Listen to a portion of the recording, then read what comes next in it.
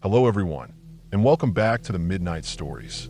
Now, I know a lot of you use these videos to fall asleep, so before you drift off, I thought it would be nice if everyone could leave a comment letting me know where you're listening from the world.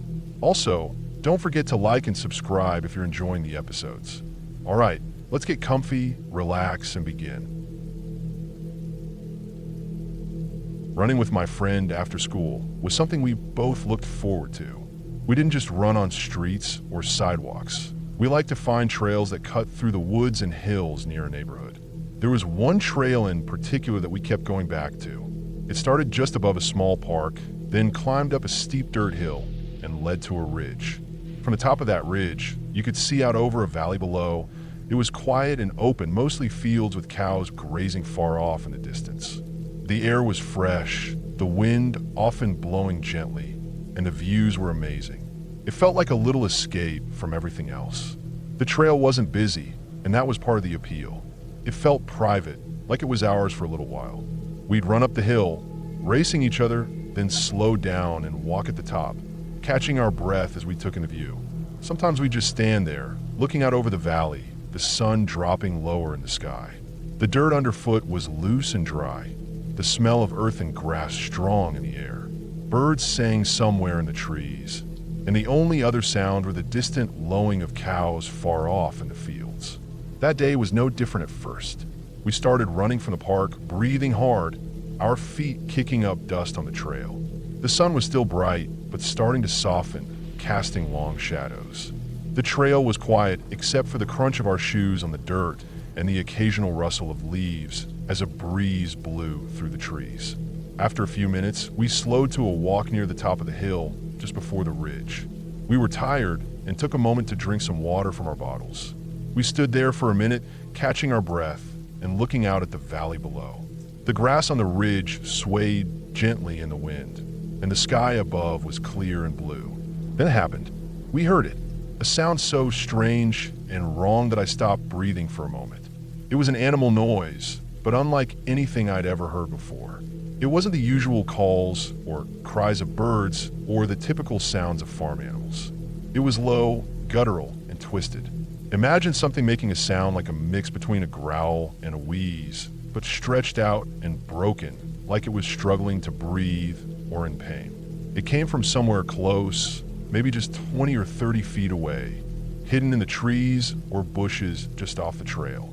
I remember the moment perfectly because my whole body froze. My heart stopped racing from the run, and a cold wave passed through me, making my skin crawl and every muscle tense up. It was the most unnatural noise I'd ever heard. It made the hair on the back of my neck stand up like someone had just screamed behind me. I didn't even have to think. My body just reacted without words. That feeling when your instincts scream, "fucking no." It was the same feeling I got years later on a school field trip to an anatomy lab, when the smell of preserved bodies hit me so hard that I had to step outside for air. That smell made me want to run from the room, to get as far away as possible. That sound on the ridge that day hit me with the exact same wave of fear. My friend and I just looked at each other, wide-eyed and frozen. Neither of us wanted to move. The noise didn't come again right away, but that silence afterward was even worse. It was like everything held its breath with us, waiting. I tried to listen carefully. The air was still except for the faint rustling of leaves. The cows in the distance didn't seem to notice anything, but that sound, whatever it was, felt alive. It wasn't mechanical or like a car or any normal noise from the world around us. It was organic, raw, and broken. It came from something alive and close. After a long moment, I finally forced myself to step back down the trail, signaling my friend to do the same. Our legs were shaking as we walked quickly down the hill, not running, but moving fast. The trees seemed darker now, and every shadow felt bigger and heavier. The sun was slipping behind the ridge, and the light was fading faster than before. We didn't talk much, but I could feel my friend's tension beside me, the way her steps were uneven and quick. The usual comfort of the trail was gone. It felt like the place itself had shifted, like the ground was holding a secret that didn't want to be found. By the time we reached the park at the bottom of the hill, the sky was almost dark. The noise didn't come back, and we didn't want it to.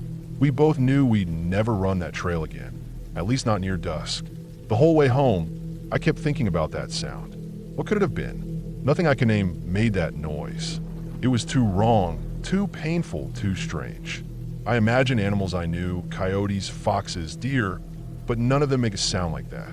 Later, I asked a few people who knew the area, including a local farmer. The farmer said sometimes sick or injured animals make strange sounds, but he'd never heard anything like what I described. He also warned me about mountain lions in the area, but they don't usually make noises like that either, mostly growls or screams, not the broken wheezing noise I heard. I kept thinking maybe it was an animal caught in a trap or injured badly somewhere. But if it was, why didn't it move or come closer? Why did it sound so unnatural? The thought stuck with me for weeks. I tried to push it out of my mind, but every time I passed near that trail or looked at the ridge, I felt the same chill. The memory of that sound was so vivid that I could almost hear it again. That awful, strange noise right on the edge of the trees. The last time I went back, it was during the day with a bigger group, just walking, not running. We stayed in the open and didn't stop near the ridge. I didn't want to risk hearing that sound again. I never told many people about that day because it sounded crazy. Who would believe me? An animal making a noise so wrong that it froze two healthy runners in place with fear? But it was real. It happened. I still think about it when I'm out on trails or in the woods. Sometimes, when the wind is just right and the forest is quiet, I swear I can hear that noise, faint and broken, hiding somewhere close but out of sight. And I know better than to get too close, because whatever made that sound is still there, somewhere up on that ridge, and it's not something you want to meet.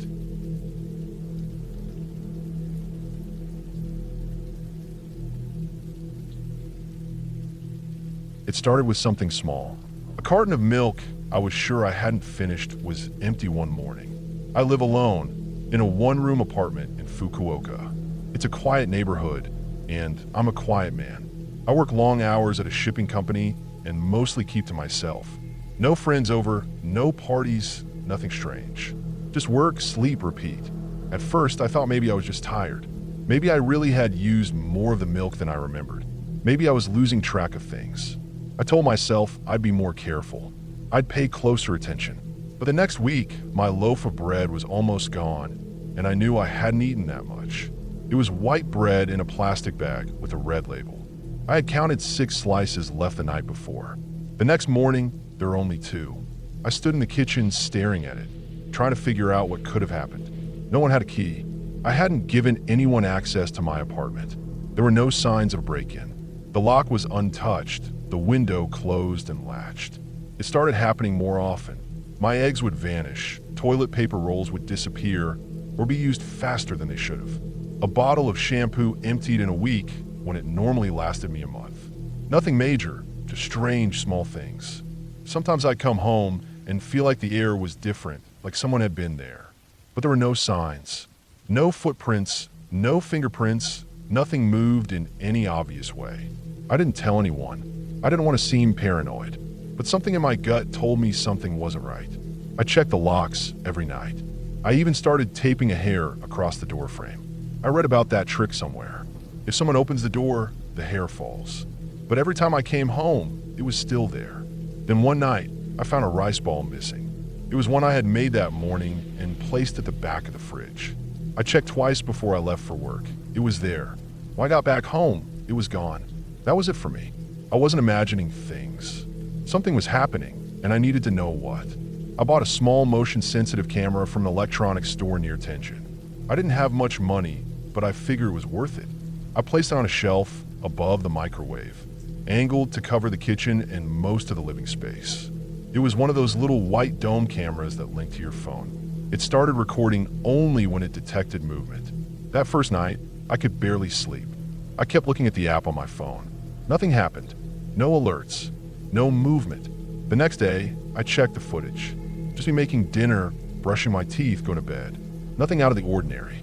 Then on the 3rd day, I got a notification while I was at work. Motion detected. I opened the app, and what I saw made my stomach drop. It was a woman, middle-aged, thin, dressed in a stretched-out white t-shirt and old gray sweatpants. She climbed down from the top of my closet. There was a cabinet space above it, a built-in crawl space I never used because it was too high up. I thought of it as useless storage. She slowly dropped down, barefoot, and moved quietly into the kitchen. She opened the fridge, took out a rice ball, and sat on the floor to eat it. She drank straight from my milk carton. She didn't rush. She moved like she had done this many times before. Then she cleaned up, wiped her fingerprint from the counter with a rag, and climbed back up. She pulled the door of the cabinet shut behind her. I sat there at my desk at work, staring at my phone, not sure what to do. I replayed the footage again and again. There was no mistake. She was real. This wasn't a ghost or a dream. A real person had been living in my home. I felt sick, violated. I thought about all the times I walked around in my underwear, left the bathroom door open, slept with the window cracked for air. She had been there the whole time. I left work early and went straight to the police. They didn't believe me at first. I had to show them the footage twice. Then they sent 2 officers with me to my apartment. I stood in the hallway while they searched. I felt like I couldn't breathe. I kept thinking about her up there, crouched in the dark, listening to us. One officer pulled over a small chair and stood on it to reach the cabinet above the closet. He opened it slowly, flashlight in hand. Then he called for his partner. She was in there, curled up in the back of the space, covered in a thin blanket. There was a plastic water bottle, a bag with clothes, some wrappers, and a small notepad. She didn't speak. She just looked at them, blinking in the flashlight's glare. They helped her down and handcuffed her. She didn't fight. The officers took her outside, and I followed. She looked tired, dirty. Her hair was thin and matted. She didn't say a word. Not to me, not to them. Later, the police told me she was homeless. She had been living like that for almost a year. She had found an unlocked back door in our apartment complex that led to the rooftop stairs. From there, she entered through a hallway window. I never checked because I thought it was too small for anyone to fit through. Apparently, it wasn't. She'd crawl in, wait until I left, and move around just enough to eat, clean herself up, and then disappear again. They said she had no record, no history of violence. She was just a woman who had lost everything and was trying to survive. She had been sneaking into buildings for years, but she'd never stayed in one place this long. My apartment was small, quiet, and I worked long hours. I was perfect. They found fingerprints everywhere, places I hadn't thought to check. The back of the bookshelf, inside my laundry basket, the top of the bathroom door frame. She had studied my routine, figured out my habits, and stayed completely out of sight. She never left a mess. She always put things back. I had only noticed because she got comfortable enough to start taking more food. They didn't charge her with much. Technically, it was trespassing and theft, but she hadn't damaged anything. There was talk of getting her help, shelter, food programs, counseling. I didn't follow up. I didn't want to know what happened to her. Part of me felt sorry for her. The other part couldn't sleep for weeks. Even after she was gone, I kept imagining her up there. I installed new locks, double-checked the windows, even paid for a contractor to seal up the crawl space completely. I threw out most of the furniture and bought new things. I changed my routine, left lights on at night, started taking time off work just to sit in my apartment and listen. I never heard anything. She was really gone, but the feeling stayed, that someone had watched me without my knowing, had studied me, lived in the same space, breathed the same air. She had been there when I showered, when I cooked, when I sang to myself without realizing it. That kind of intrusion doesn't go away easily. It sits in your skin, in your walls. I moved out after 6 months. I broke my lease and paid the penalty. I didn't care. I found a new place, smaller but on the 2nd floor, with no crawl spaces, no high cabinets, nothing hidden. I still check every closet and under every bed before I sleep. I don't trust silence anymore. I never saw her again. No updates, no follow-ups. The news didn't cover it. It was just one strange incident in a quiet city. Sometimes I wonder how she got so good at hiding. How many other places she lived in. How many other people never even found out. That's what gets me the most. Not that it happened, but that it probably happens more often than we think. That someone could live beside us, above us, under us, and we'd never know. She wasn't a monster. She wasn't trying to hurt me, but that doesn't make it any less terrifying. Now, Every time I hear a creak in the night or find something out of place, I freeze. I stare at the spot, wondering, because once it happens to you, you stop thinking it's impossible.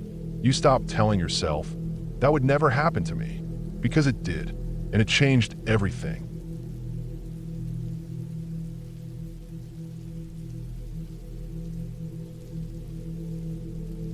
My Nan's friend had been a big part of her life for many years. They met back when they were both nurses, young and full of hope, juggling the challenges of raising children and building their careers. Nan always talked about her friend with warmth, the kind of friend who knew your past, understood your struggles, and never judged you. Years later, even after the kids grew up and life changed, their friendship stayed strong. One night, when my dad was just a newborn, something strange happened. Nan had just had him, so she was breastfeeding constantly, spending most of her time sitting quietly in the living room chair near the fire. Granddad was working night shifts, so she was alone in the house for most of the evening. The house was quiet except for the soft crackling of the fire and the occasional sniffle or whimper from the baby's room. Earlier that day, her friend's ex-husband had called. Nan wasn't close to him, but she knew he was going through a tough time. He sounded low, drained of all energy and hope, and had asked to talk. Nan explained she couldn't come over because she needed to be with the baby, feeding him and making sure he was okay. He said he understood and quietly said, "I'll see you soon then." Nan didn't think much of it, just the sad words of a man struggling with his own demons. That night, everything seemed normal at first. Nan sat in her favorite chair by the fire, the baby asleep in his crib down the hall. The house was warm and cozy, just how she liked it when she was alone with the little one. The old wooden floor creaked now and then, and outside the wind whispered through the trees, but inside it was peaceful. Then, around 9 p.m., she heard the front gate. It was a distinct sound, loud and sharp, the kind of sound the gate always made when it opened or closed. Nan had made sure of that. She wanted to know when someone was coming or going, especially when she was alone. Usually, Granddad was the one coming in late at night after his shifts, or sometimes a neighbor might stop by. So when she heard that gate creak open, she thought maybe Granddad had been sent home early or forgotten something. What unsettled her was the dog. Ben was a family dog, calm and gentle, raised around kids and babies. He was never the type to growl or bark without reason. But that night, when the gate opened, Ben suddenly stiffened. His body tensed, muscles tight, like he was ready to fight or run. His growl was low and deep, a warning that something was wrong. The dog faced the front door, ears up, eyes sharp and focused. Nan knew something wasn't right. She tried to get up from her chair and open the door to see if it was Granddad or maybe some kids playing a prank. But she couldn't move. It was like her body had turned to ice. The warmth from the fire no longer reached her. Instead, she felt a sudden, deep chill crawl over her skin. It was sharp and cold, seeping into her bones. She sat there frozen, her breath caught in her throat. The cold stayed for what felt like 2 full minutes. Nan later said it was the coldest she had ever felt in her life. Then, slowly, as the cold began to fade, something else came over her. A calmness, an odd peacefulness that settled over her like a quiet fog. The fire's glow returned to warm her face, and Ben finally stopped growling, sitting down quietly at her feet, still alert but no longer on edge. Then, without warning, she heard the gate close again. The same loud creak she had heard when it opened. It was like whoever had come to the house had left. Morning came with the usual sounds, birds chirping outside, sunlight slipping through the curtains, and the soft cooing of the baby. Nan waited for Granddad to get home from his night shift. When he finally walked through the door, she told him what had happened. The gate opening and closing, Ben's strange behavior, and her own frozen stillness in the chair. Granddad's face grew serious. He told her some terrible news. The friend's ex-husband had taken his own life that very night. Around 8:50 p.m., just 10 minutes before the gate had opened at their house, he ended his life. The place where he did it was only a short walk from Nan's house, just down the road, close enough that if he had decided to come by, he could have made it in that time. Nan sat in silence, the weight of the news pressing down on her. She couldn't shake the memory of the gate's creak, Ben's stiff growl, or the cold that had gripped her so suddenly. It was as if that moment, that presence had brushed against her and left something behind, something heavy, something real. There were no ghosts, no voices, no shadows creeping in the corners. Just a man lost in his pain, and the quiet ripple of his last steps reaching out into the night. Nan never forgot that night. She never heard the gate again without feeling a shiver run down her spine, and Ben never behaved like that before or after. Sometimes, the things that haunt us aren't stories or legends, but moments where life's dark weight touches us quietly and leaves its mark.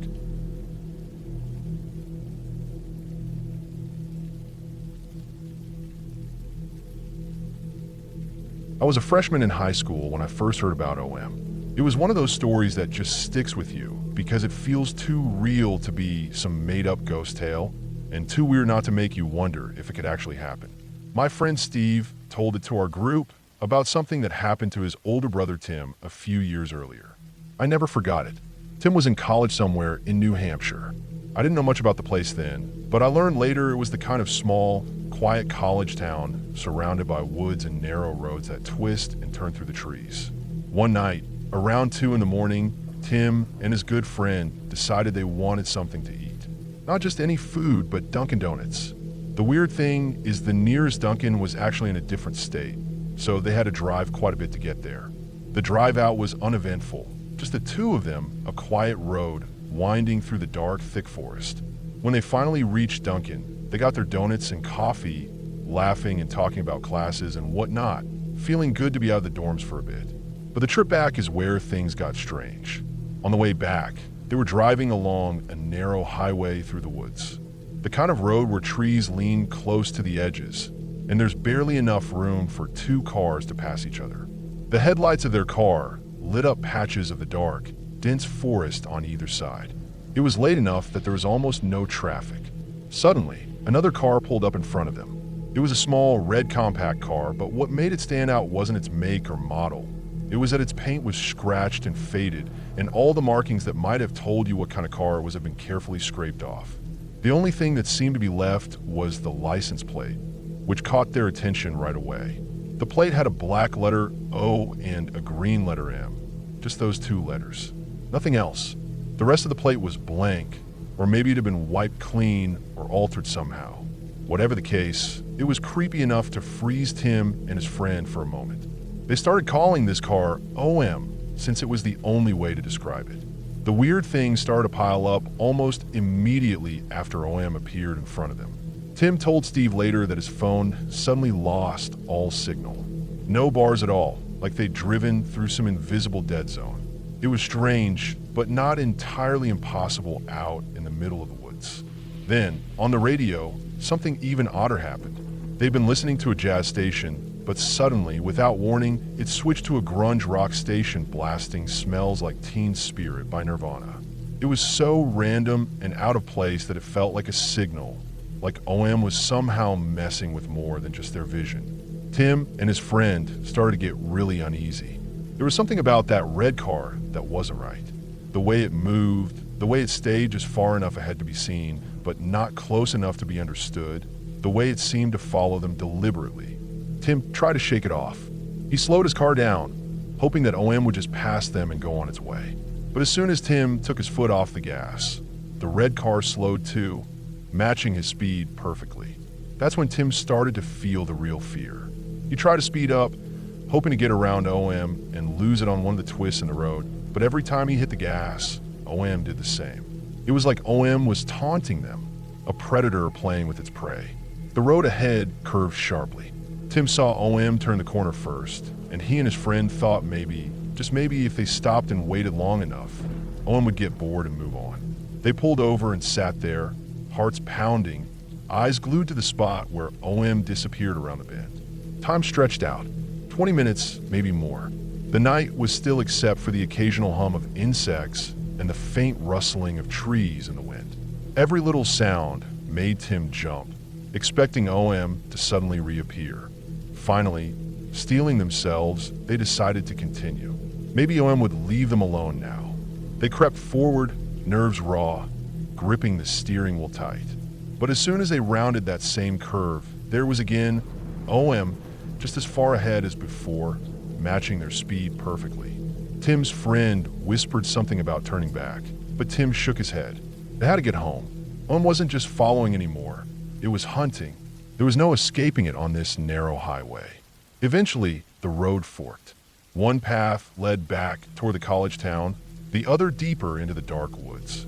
Without hesitation, Tim took the path home. OM stayed on the other road, disappearing into the shadows of the forest. Tim never saw OM again. Years later, I was sitting at home one night, doing homework and listening to the radio when a news bulletin came on. There had been a murder in a county nearby, and the only witness described seeing a red compact car leaving the scene. The same red car with a license plate that had a black O and green M. My heart stopped. I thought maybe I was imagining things, or that I'd misheard. But the next day at school, I ran into Steve, and he told me he'd heard the same report. Suddenly, the story wasn't just some weird college tale. OM was real, and it was far from where Tim had seen it. The strangest part was how OM seemed to travel, crossing state lines without any explanation, leaving a trail of unease and fear behind it. Months later, a friend of mine named Blake had an encounter of his own. Driving home at 2 a.m., Blake took a highway that cut through a canyon. Just like Tim, a red compact car with that same black O and green M plate pulled in front of him. Blake knew the story, so he fell behind the car as much as he could without losing sight of it.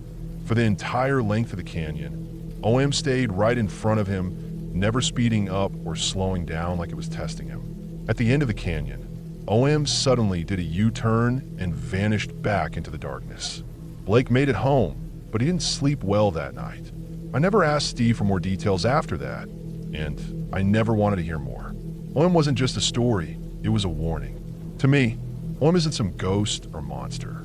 It's a person, or maybe a group of people, who uses the isolation of the woods and the dead of night to trap drivers on lonely roads. It feels like OM is a predator, and those roads are its hunting grounds. People like Tim, Blake, and maybe even the witness from that murder. They were all lucky to get away. But OM keeps moving, and the road never forgets. If you ever find yourself driving late at night on a narrow highway through the woods and a red compact car with a black O and green M plate pulls in front of you, just know this: slowing down won't help. Speeding up won't either. The only thing you can do is keep your eyes on the road, your hands tight on the wheel, and hope that when you reach the fork, you choose the right path to safety. Because OM will always be waiting just around the next bend.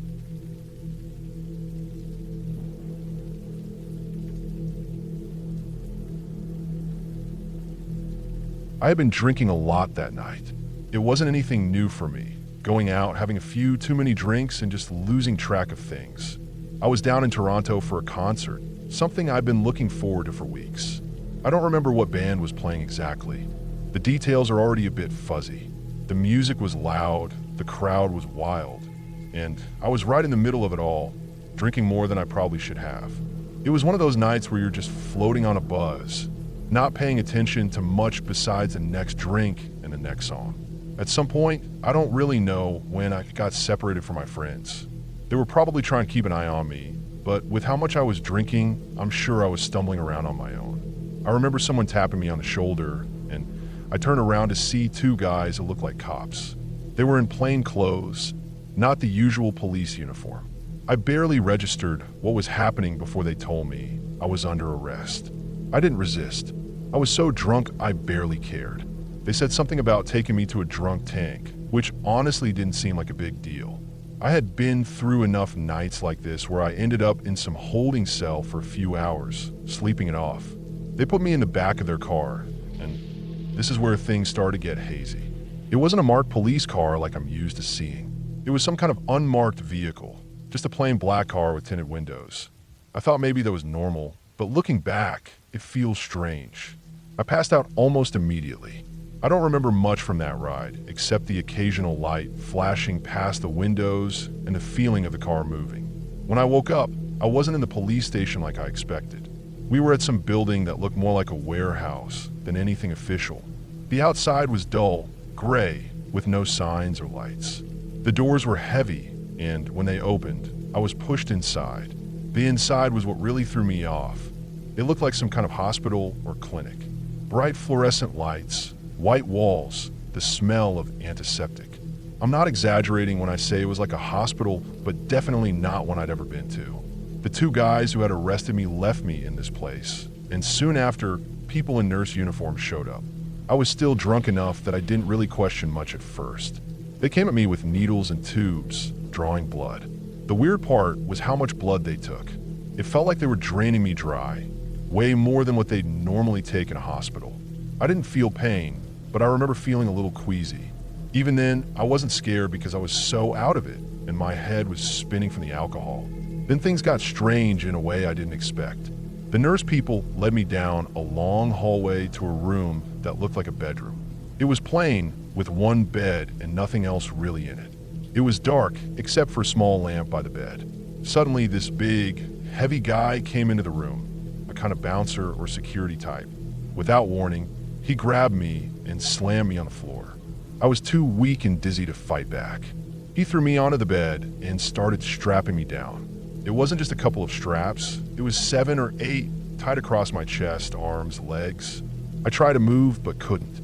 I was pinned down like I was some dangerous animal or something. The room went pitch black after that. I think they turned the lights off. I was alone, stuck there, unable to move. Panic set in, but my body was so exhausted and drunk I couldn't do much except thrash a little before I passed out again. I don't know how long I was there, but it felt like forever. When I woke up again, I wasn't in that room anymore. I was lying in some bushes beside a Burger King. The smell of greasy fast food mixed with the damp, earthy smell of the plants around me. I was disoriented. My head was pounding, my body aching from the way I'd been thrown around and strapped down. But something else hit me. I still had my phone and wallet in my pockets. There was $15 in cash, exactly the same amount I had before all this started. Nothing was missing. I sat there for a long time, trying to piece everything together. What the hell just happened? How did I get from that dark hospital room strapped down to these bushes? There was no sign of robbery, no signs that someone had attacked me or taken anything. It was like I'd disappeared for a while and then just reappeared. I called my friends the next day, trying to get answers, but they just said I must have been drugged or something. But even that didn't make complete sense. If I'd been drugged, why wasn't I robbed? Why would some strange people take me to a weird hospital and strap me down only to dump me near a Burger King? There was no logic to it. The whole thing still bothers me. I keep thinking back to that warehouse-like building, the bright lights, the nurses drawing blood in those strange amounts, the big guy who slammed me to the floor like I was some kind of threat. It felt clinical, but not like any hospital or police station I've ever heard of. And the fact that I was left alone in that dark room, unable to move, made me feel something deeper than just fear. It felt like I'd been completely at someone else's mercy, and for all I know, maybe I still am. To this day, I don't have any clear answers. There are no cameras, no witnesses I can trust, and no official reports that match what I experienced. The police never mentioned anything about arresting me at that warehouse, and I can't even find a record of it. Sometimes I wonder if maybe I imagined parts of it because of how drunk I was. But the bruises on my body, the memory of being strapped down and waking up miles away in those bushes, those things are real. And that's what haunts me. The not knowing, the feeling that something happened to me that night that I can't explain and that I might never be able to explain. I don't tell many people about it because it sounds crazy. But every time I think about it, that night in Toronto becomes more than just a bad night of drinking. It's a mystery I can't solve, a nightmare that never fully ends. And no matter how much I want to forget it, I know I'll never forget waking up in those bushes beside a Burger King, wondering if I was ever really safe to begin with.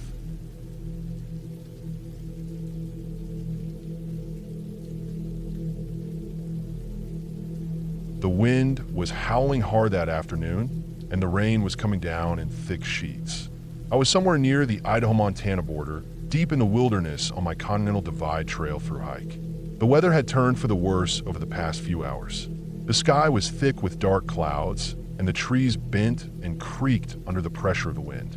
I knew that being out here, miles from any road or shelter, in weather like this was always dangerous, but I kept moving, hoping to make good time before nightfall. The trail was slick with mud, slippery rocks, and fallen pine needles that stuck to my boots like glue. My rain jacket was soaked through despite its waterproof shell, and my breath came out in visible puffs as the cold wind sliced through the forest. I wasn't in any hurry to stop, but the rain and wind made everything feel slower, heavier. The trees all around me groaned and swayed, the way old trees do when a storm threatens to rip them loose.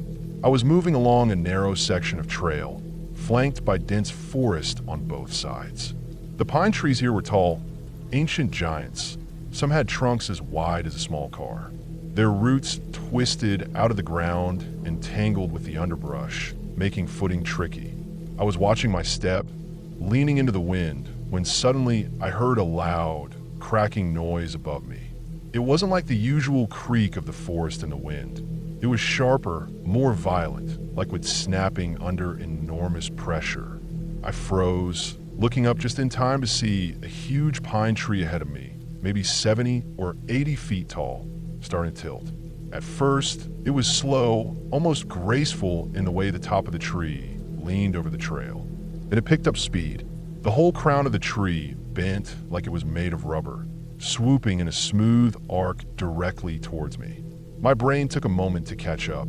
I couldn't quite understand what I was seeing. Trees didn't just bend like that, not whole mature pines with trunks that thick. The crown moved in a way that was almost impossible. It seemed to twist and stretch as it came closer. I was caught in a moment where time slowed, and everything felt unreal. My feet felt stuck to the ground, my eyes wide and locked on the giant tree falling straight for me. Then I remembered something, a scene from the movie Prometheus, where the characters are running from this huge, rolling, killing machine. They all ran in a straight line, right into its path, and died. But one character had the clarity to veer off sideways, out of its direct path, and survived. That split-second thought cut through the panic in my mind. I knew I couldn't just stand there. Without thinking, I twisted my body hard and stepped sharply off the trail, moving sideways toward the dense trees on the edge. The rain pelted my face, my boots slipping on the wet ground as the tree crashed down right where I had been standing seconds before. It landed lengthwise across the trail, the broken trunk stretching out for at least 60 feet, its branches scraping the ground like giant claws. The sound was deafening, wood snapping, branches smashing, the tree hitting the dirt with a heavy thud. The impact sent a cloud of wet dirt and pine needles into the air. My heart was pounding so hard I thought it might burst from my chest. I stayed crouched low, staring at the fallen tree for a long moment, my mind still racing to process what had just happened. Once the noise faded, the forest went eerily quiet. The wind had died down a little, but the rain still fell steadily, the steady patter mixing with the distant rumble of thunder. I was so cold and shaking, but I was alive. The trail was now completely blocked by the giant tree. No way I could climb over or around it without risking injury or getting stuck. That day, the forest didn't feel friendly or safe. It felt indifferent, powerful, and sometimes deadly. The narrow trail cut through miles of wilderness, and out here, you're not just dealing with rough terrain or bad weather. You're facing the raw forces of nature that can turn against you without warning. I found a spot just off the trail where I could rest for a moment, trying to calm my shaking hands. I pulled out my map and checked my location, thinking about what to do next. The tree meant I had to backtrack a few miles to find a side trail or a safer route. The storm wasn't going anywhere soon, and I knew I'd have to move carefully if I wanted to keep going. The wind picked up again, whipping through the branches overhead like a low growl. As I started hiking back, I thought about all the other close calls I'd had on this trip. Earlier that week, I'd almost stepped on a rattlesnake. It was hiding under a pile of dry leaves just off the trail. I was watching the ground closely, trying to avoid slippery spots when I spotted the thick, patterned coils right where my boot was going to land. The snake rattled its tail violently, a sharp warning that sent a surge of adrenaline through me. I froze for a second, heart racing, then carefully stepped back and circled wide around it. That encounter reminded me how easy it is to make a mistake out here and how careful you have to be. Then there was the night I spent camped in a small clearing near a creek. I had pitched my tent early, tired from the day's hike, but around dusk I started hearing noises outside.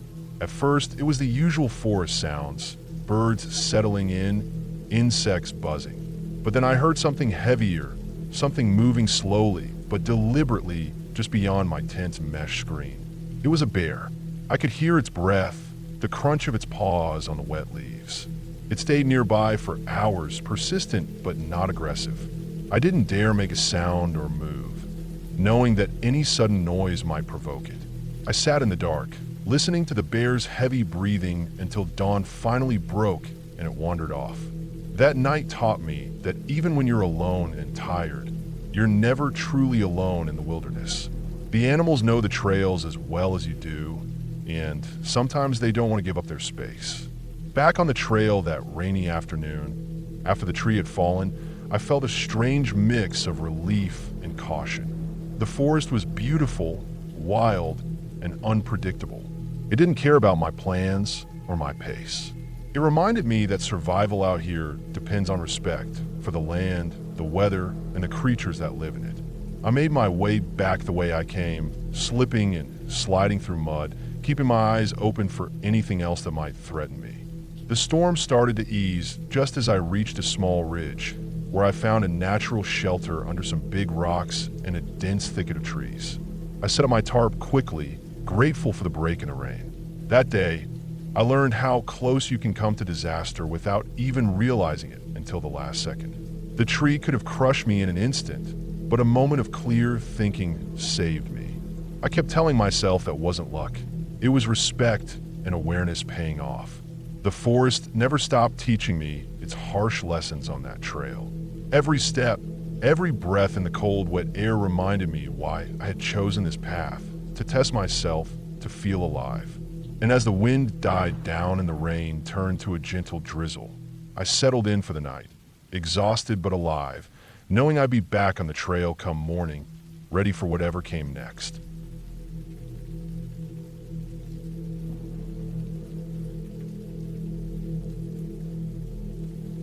The Cecil Hotel was always an odd place, even for downtown Los Angeles.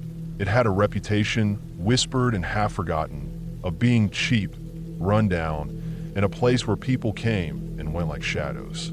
I never thought I'd end up working there, but a job was a job, and at the time, I needed one badly. I was a maintenance worker, mostly dealing with broken faucets, flickering lights, and creaky elevators. The kind of work nobody wanted, but someone had to do it.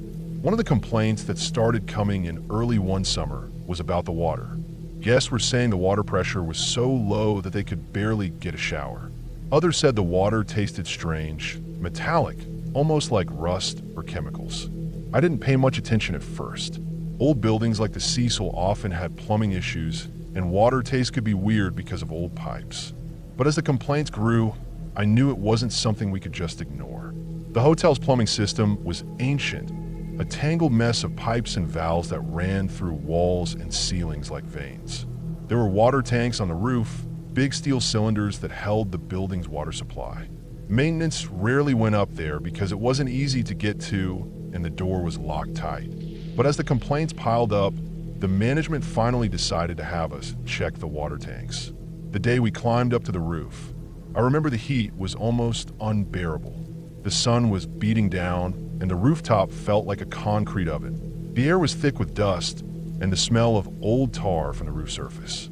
The door to the rooftop water tanks was rusty but still locked. We had to get the master key from the office. When we finally got the door open, the noise from the city below faded into a distant hum. Up there, it was quiet and strangely isolated.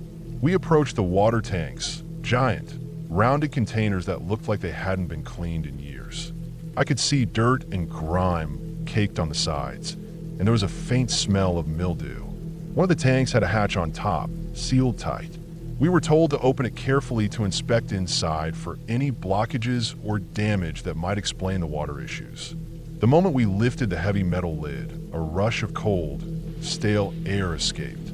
Then, as the sunlight hit the inside, I saw something no one should ever see. There was a body inside the tank. It was Elisa Lamb. Elisa Lamb was a young woman, a guest at the Cecil. Her disappearance had been a mystery, and the police had been searching for her for weeks. What made it worse was the strange elevator footage that had been captured just days before she was found. The video showed Elisa inside the hotel elevator, acting erratically, pressing multiple buttons, hiding in corners, peeking out like she was scared of someone or something. The way she moved was frantic, disjointed, and completely bizarre. The whole thing went viral, people speculating about what was happening to her. But nothing prepared us for the reality. Elisa's body was in the water tank, sealed in the dark hole where no one could hear her or see her. How she got up there, how she managed to get into the tank itself, no one could explain. The rooftop door was locked from the outside, and security cameras did not show her entering or leaving the roof. The tank itself had no visible way to get in or out without a hatch, which was locked. For days after finding Elisa, I couldn't shake the image from my mind. I kept thinking about how she must have been up there, trapped and alone, how the water pressure complaints were actually a sign something was terribly wrong. The water tasted bad because it had been contaminated, and the low pressure was caused by the blockage in the system created by her body. I tried to piece together what might have happened logically. I thought about the elevator footage and how she seemed scared. Maybe she was running from someone, or maybe she was scared of something inside the hotel.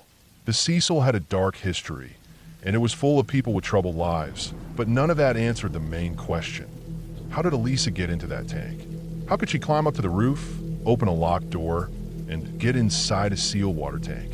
It seemed impossible. I spent many hours exploring the rooftop, looking for any way she might have gotten there.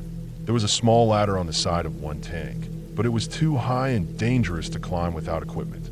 The roof had a few vents and pipes, but none were big enough to allow a person through. The rooftop door was locked, and the keys were always kept in the office. No staff reported seeing Elisa or anyone suspicious going on at the roof. The building itself was old, creaky, and complicated. Stairwells twisted in strange ways, and there were old maintenance shafts and service ladders scattered through the structure. But all those areas were locked and secured, except for the ones used by staff like me. If Elisa had managed to get into a service area, maybe she found a way to the roof. Still, the hardest part was the water tank hatch. It was bolted down tight. No one would open it without a tool. But someone had to get inside to fill or clean the tank occasionally, right? Could Elisa have known how to open it? Was she familiar with the hotel's inner workings? Or had she found a tool somewhere? The more I thought about it, the more it seemed she had to have been alone. The hotel was old and run down, and security was lax. If she was scared or unstable, she might have wandered the halls, found an unlocked door or a forgotten maintenance passage, and climbed to the roof. Maybe she thought hiding was the only way to get away from whatever was bothering her. But the tank was sealed, and once inside, there was no way out. Maybe she got trapped, or maybe she slipped and fell inside. The tank was tall, and if the hatch was closed behind her, there was no way to open it from the inside. The water inside the tank was cold and dark, and she probably didn't survive long. I couldn't imagine the fear she must have felt, trapped in the dark, surrounded by cold water, alone and helpless. The image of her frantic movements in the elevator made sense now. Maybe she was trying to get help, or maybe she was scared out of her mind and looking for a place to hide. The hotel was a maze, and it swallowed her whole. After the discovery, the hotel shut down the water tanks and started a full inspection of the plumbing and rooftop security. They added locks, alarms, and cameras in places that had never had them before.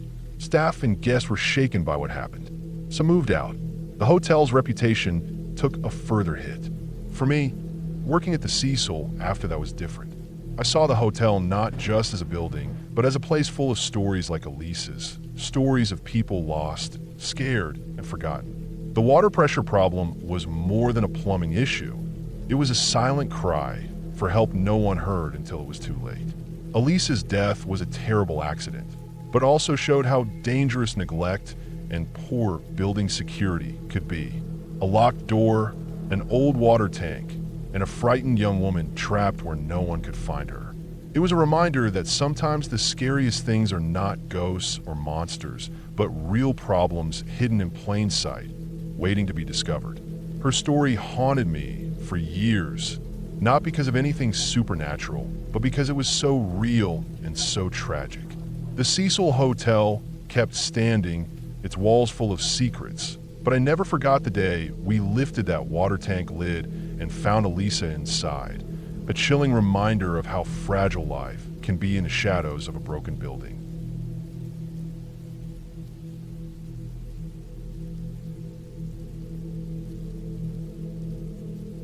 This will probably get buried, but I've never told anyone this. Now seems like as good a time as any, so here it goes. When I was about 8 or 9 years old, my family lived in a house my dad built himself. It was out in the middle of nowhere, Indiana, surrounded by fields and woods that stretched far enough to make you feel like you were alone in the world. No neighbors close by, no streetlights, just the dark and quiet that comes with being far from town. My parents owned a small business, and sometimes they had clients come out to our place for meetings or work. Over the years, we saw a lot of people, some normal, some not so normal. One visitor stood out from the rest. He came in a black car with dark, tinted windows that didn't reflect anything. The kind of car that makes you wonder who's inside and what they're really doing. He wore all black, black hat pulled low, dark sunglasses even though it wasn't bright outside. The kind of guy who looked like he didn't want to be noticed, but somehow managed to make everyone notice him anyway. The first time I saw him, I had this cold, prickly feeling that crawled up my spine and settled deep inside my stomach. It was that kind of fear that isn't loud or sudden, but just quiet and heavy, like the air before a storm. He showed up just for a consultation with my parents. I was nearby, watching from the doorway. The man kept looking at our black Persian cat, Mercedes. She was a big, fluffy cat with deep black fur that looked like it could swallow light. She was my favorite pet, and I always thought she had this calm but mysterious presence. This man's eyes were locked on her, and it felt wrong, like he wasn't just interested in her as a cat, but in something else, something darker.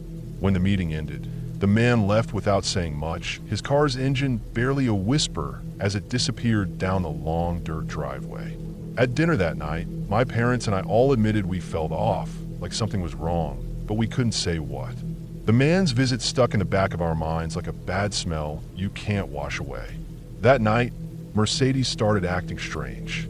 She came downstairs very ill, something I'd never seen her do before. She was usually proud and graceful, but then she just looked weak and scared. Over the next few days, she got worse. We took her to the local vet, but no one could figure out what was wrong. She was vomiting a thick black substance, like tar, and couldn't keep anything down. Watching her like that, sick and scared, was horrible. I remember the last time I saw her alive. She was laying in her favorite spot near the fireplace, but she wasn't calm anymore. She was hissing and swatting at the empty air, like she could see something invisible that was bothering her. I could feel the cold chill run through the room when she let out her last breath. She was gone, and something in the house felt different, darker. After Mercedes died, strange things started happening around the house. It wasn't just little noises or shadows. It was stuff that made you stop and think, what the hell? Footprints showed up in the snow outside, but they didn't lead anywhere or come from anywhere. They just start and then stop, as if whoever made them vanished into thin air. Sometimes in the dead of night, we'd hear noises that made no sense, creaks, whispers, thuds, nothing like what you'd expect in an old house. The wallpaper would be torn down in patches, corners ripped off with no explanation. I remember waking up once and seeing a strip hanging loose, like someone had been angry or scared enough to tear it. Nobody in the family ever admitted to doing it, and it kept happening. My mom, who always had a sensitive side, started acting strange too. She told my dad and me she saw things, shapes in the corners of rooms that disappeared when she looked straight at them. Dark figures, she called them. She stopped going outside as much, spent more time sitting quietly, staring out the window like she was waiting for something or someone. It was hard to watch her like that. For me, the worst part was the asthma attacks.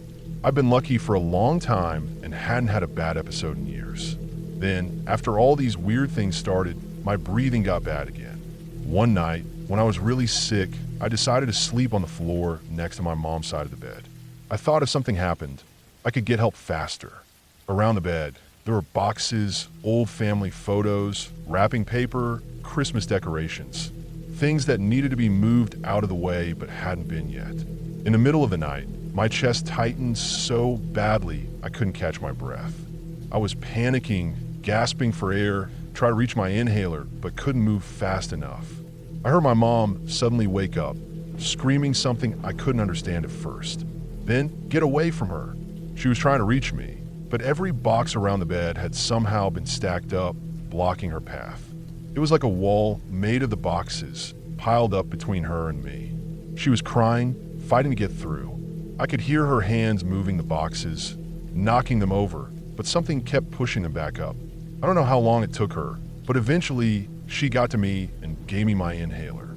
I could hear her crying all through the night, even after I was calm again. She never told me exactly what she saw that night, and I never asked, but I could tell it shook her to the core. After that, the strange things went on for several more months. We had the house blessed by a local priest, and we tried everything we could think of to make the house feel normal again. Over time, the activity slowed. The noises became less frequent, the footprints stopped appearing, and the feeling of dread lifted just a little. Years later, my brother and his family moved into the house. They say they still hear things sometimes, little creaks and whispers that don't make sense, but nothing like what we went through. I want to believe it was all just our minds playing tricks on us, that maybe grief for Mercedes and the stress of living so isolated made us see and feel things that weren't real. But sometimes when I'm alone and the house is quiet, I swear I can feel that cold, heavy feeling again. Like something is watching, waiting. I don't know what that man wanted or why he seemed so interested in Mercedes. I don't know what he did, if anything, to her. I just know that after he came, everything changed. The house wasn't the same, and none of us were either. I grew up skeptical and logical, but this experience left a mark I can't explain. I don't believe in ghosts or fairy tales, but some things don't have a simple answer. Sometimes the darkness is just real, and sometimes it's right outside your door, waiting to step inside.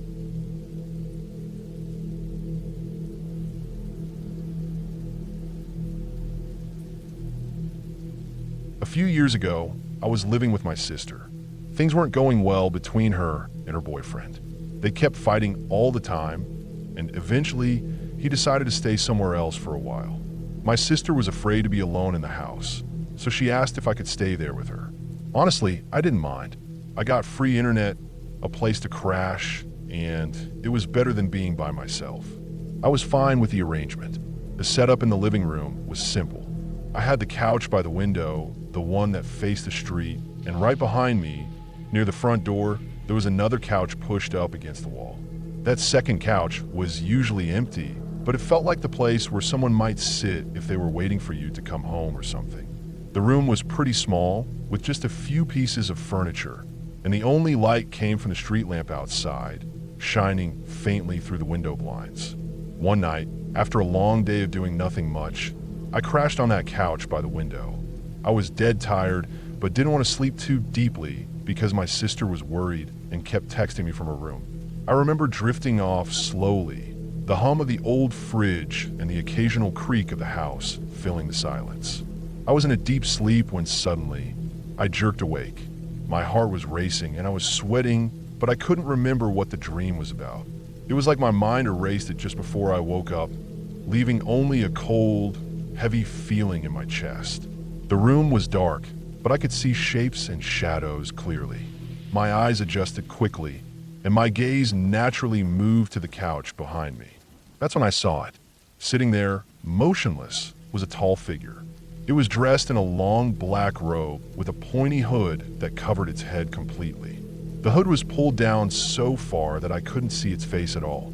Its arms were crossed tightly in front of its chest, and the way it sat was rigid, almost like it was carved out of stone. My first reaction was pure adrenaline. I wanted to jump up and attack, protect my sister and myself. But the more I stared at it, the more frozen I became. It didn't move or breathe, didn't even seem to acknowledge I was there. It was just there, The stillness was heavier than any sound. My breathing became shallow, and I could feel a chill creeping down my spine. My eyes started to tear up, and I could feel goosebumps all over my body. For what felt like forever, I just stood there looking at this figure. Then I snapped out of it and ran to the next room. I needed something to defend myself with. The house was quiet, almost too quiet. I grabbed the first thing I could find, a basketball from a pile of stuff near the door. I gripped it tight, trying to steady my shaking hands and clear my mind. I kept telling myself I was awake now. This wasn't a dream or some nightmare tricking my brain. After a few minutes, I convinced myself it had to be a mistake. Maybe my eyes had played a trick on me. Maybe it was just a pile of clothes on the couch that looked like a person in the dark. So, gathering all my courage, I walked back to the living room and flicked on the light. The couch was empty. There were no clothes, no figure, nothing that even remotely looked like what I had seen. Just a couch, plain and normal. I stared for a long moment, my heart still racing and my mind refusing to calm down. Nothing explained what I had just witnessed. I went back to bed and tried to fall asleep, but I kept glancing at the dark corner where the figure had been. Every time I blinked, I thought I saw something move, but it was never real. I didn't tell anyone about it. Not my sister, not anyone. I wasn't sure if I believed what I saw myself. Days passed, and nothing happened again. The house felt normal, quiet, even boring. But I couldn't shake the feeling that something had been there. Something that didn't belong. It wasn't a ghost or anything supernatural. It just felt like a presence, something watching and waiting. The whole experience left me with a deep unease. I moved out of that house not long after. I never told anyone about the figure on the couch because I wasn't sure what to say. How do you explain something so real yet so impossible? It was the kind of thing you keep to yourself, buried deep inside, where it can't scare you anymore. Even now, when I think about that night, the image of that hooded figure sitting silently in the dark stays with me. It's a reminder that some things don't make sense, and sometimes the scariest moments are the ones that don't have easy answers.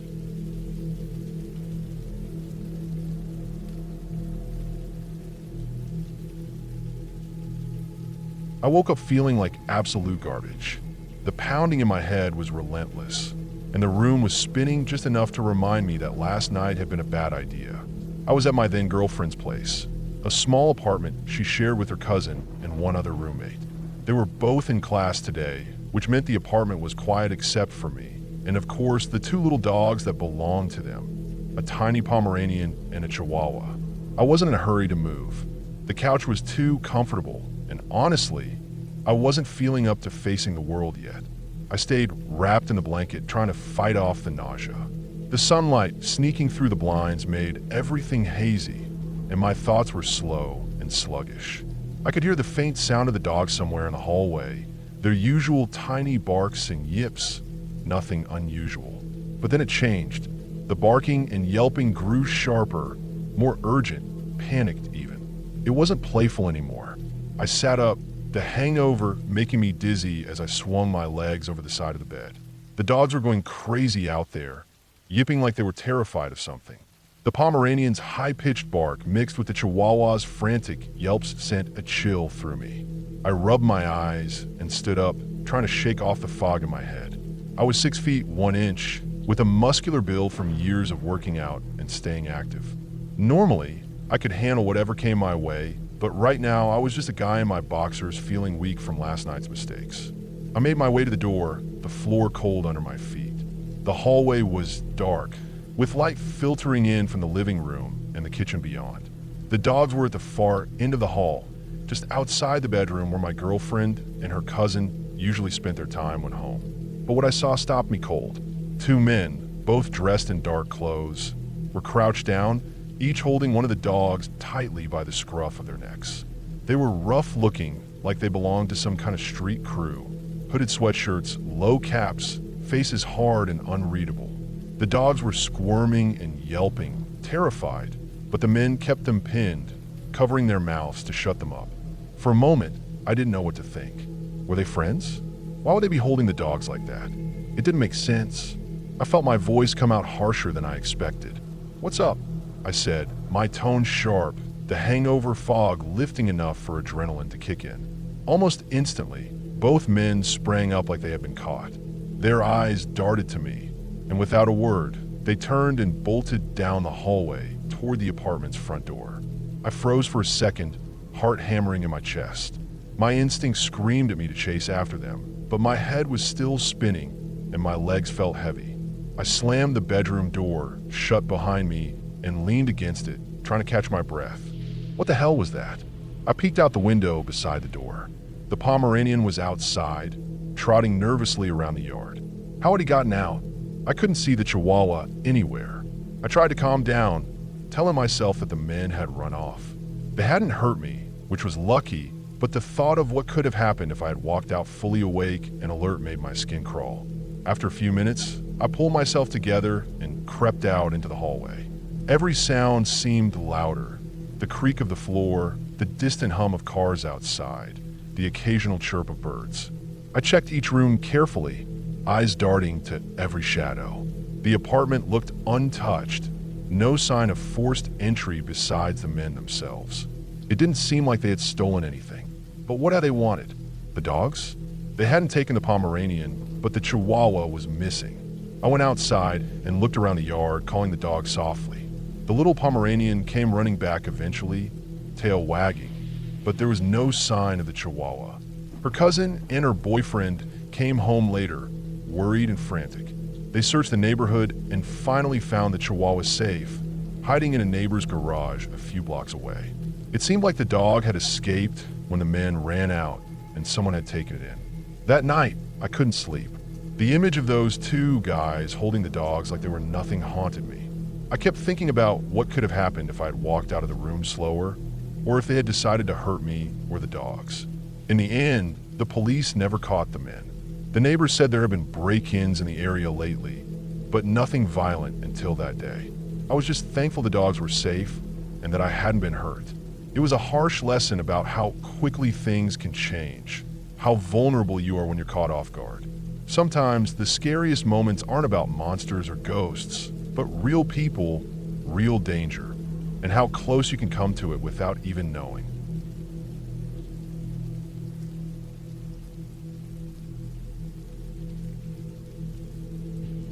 When I was about 8 or 9 years old, my family lived in this quiet little neighborhood that felt almost hidden away from the rest of the world. It was a small cul-de-sac with only a handful of houses, each spaced far enough apart that you could almost imagine you were alone in the middle of nowhere. Our house sat at the end of the street, and it had this huge backyard that stretched back far beyond what you'd expect for a suburban home. The yard was mostly grass, but in one far corner, there was this old, rusted-out trailer. It wasn't a camper or anything like that. It was one of those flat trailers people use to haul dirt bikes or ATVs. The kind with a metal floor and no walls. The trailer had been sitting there so long it was covered in rust, and parts of it were bent or broken. That corner of the yard was always weird. Even during the day, it felt off. The grass around it was patchy, and no matter how much my parents tried to get the yard looking nice, that spot always seemed darker, like the sunlight just didn't want to reach there. Our dog, a big golden retriever, wouldn't go near that corner either.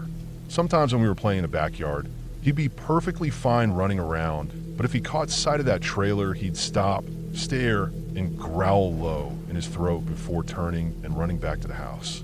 My two younger sisters shared a bedroom on the other side of the house.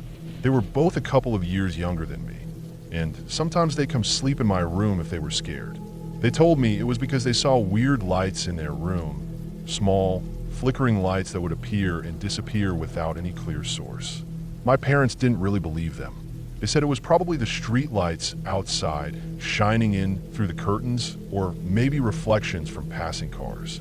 So, my sisters got used to trying to ignore the lights, but they still sometimes ended up in my room in the middle of the night, clutching their blankets and whispering about how strange their room felt. One night, when I was probably 9, I woke up with this feeling in the pit of my stomach that I can still remember clearly. It was like a cold, angry presence, not something I could see, but something I could feel pressing down on me. It was the kind of anger you get when you accidentally step on someone's foot, but a million times worse. It was heavy, like someone standing over me, furious. The feeling was so strong, I didn't even dare open my eyes at first. After a while, I gathered enough courage to sit up in bed. That's when I saw the shape of a person standing in the doorway of my room. The shape was mostly dark, like a shadow, but I could see one clear, red, glowing light near its face. It looked exactly like the red cherry at the end of a cigarette. Both my parents smoked, so I thought maybe one of them was standing there, but something about it felt wrong. The figure didn't move or say anything, and the room was completely silent except for the faint sound of my own breathing. I sat up and called out, "Mom? Dad?" But there was no answer. The shape just stood there. After a few seconds, the red light disappeared, and the figure slowly faded away. I remember feeling frozen with fear. I pulled the covers over my head as fast as I could and curled into a tight ball, hoping whatever it was would leave me alone. Then just when I thought I was safe, I felt something tug at the blankets at the foot of my bed. It was a gentle but deliberate pull, like someone was trying to grab the covers. I didn't dare move. I held the blankets as tight as I could, afraid that if I let go, whatever was there might grab me. The tugging stopped after a moment, but I was so scared I couldn't fall asleep right away. Eventually, exhaustion took over, and I drifted off. The next morning, I told my parents what had happened. They looked at each other and said they had been asleep all night, and it must have been just a bad dream. I wanted to believe them, but I knew what I saw was real, even if I couldn't explain it. Over the years, that house gave me nightmares, especially the corner where the garage had been turned into a den. The den was a small room right off the kitchen, and from the outside, it looked like a simple addition to the house. But to me, in my dreams, it was a black hole, a place where the air grew heavy and the shadows seemed to move on their own. The den was on the main floor. Our house was a single story, but in my dreams, I'd find myself running downstairs into that dark room, as if the house had more levels than it really did. I knew if I got too close to that black hole, something terrible would reach out and grab me. I didn't just dream about the den. I dreamed about other houses in the neighborhood too. In those dreams, the houses seemed alive, like they were watching me. I tried to go to them for help, but instead of safety, I'd feel myself slipping away, like I was trapped and could never escape. The feeling of danger wasn't some far-off thing. It was immediate and suffocating. Every time I woke up from those dreams, my heart would be pounding, and it took me a long time to calm down enough to go back to sleep. Years later, I was talking with my younger sister about that house, and we ended up telling our mom about the nightmares we'd both had. That's when things got even stranger. Mom told us she had nightmares too. Not the exact same ones, but very similar. She dreamed about running downstairs into the kitchen, which had cupboards that opened and closed by themselves. And just like me, she saw a man standing in the den, near that black hole I'd always dreamed about. None of us had ever spoken about these dreams before. It was like something in the house had marked us all, leaving a thread of fear that stretched through years and memories. Hearing my mom describe her dreams sent a chill down my spine. The fact that she had the same images, the same feelings of dread, made everything feel more real and more terrifying. I've been back to that neighborhood a few times since we moved away. Every time I step into the area, I get that same uneasy feeling creeping into my chest. The neighborhood looks normal enough. The houses are quiet, the streets clean, and there are no obvious signs of anything wrong. But I can't shake the sense that something is watching, waiting just out of sight. Even during the day, when the sun is bright and the birds are singing, I feel like the shadows are deeper here, the silence thicker. I never saw any ghosts or spirits. It wasn't like those stories you hear on TV or in movies with floating figures or loud noises. What I experienced was subtle, like a weight pressing on my chest, or the feeling that someone or something was angry and waiting. There was no flashing lights, no eerie voices, just an overwhelming sense of wrongness that I couldn't explain. Looking back, I think the trailer in the backyard was the center of it all. It was like the house and the yard had some kind of memory, something that had settled into that corner and refused to leave. The way the dog would growl at it, the way the grass never grew right around it, the way it seemed to darken the sunlight. It was like a physical reminder of whatever had left that mark on the house. It's hard to explain what really happened in that house. I don't believe in ghosts or curses, but I do believe that places can hold energy. And sometimes that energy isn't good. It's heavy, like sadness mixed with anger, and it sticks to everything nearby. I think about that house often. I think about those dreams and the red light in the doorway. I think about how all of us, my sisters, my mom, and me, felt the same fear, even though we experienced it in different ways. Maybe the house was built on land that had seen something terrible long before we ever moved there. Maybe the people who lived there before us left behind their pain and anger, and it seeped into the walls and the ground. Whatever it was, I don't think that feeling ever really left. It waits quietly, like the rusted trailer in the corner of the yard, patiently waiting for someone to come too close again. And I'm not sure I'll ever want to find out what happens if you do.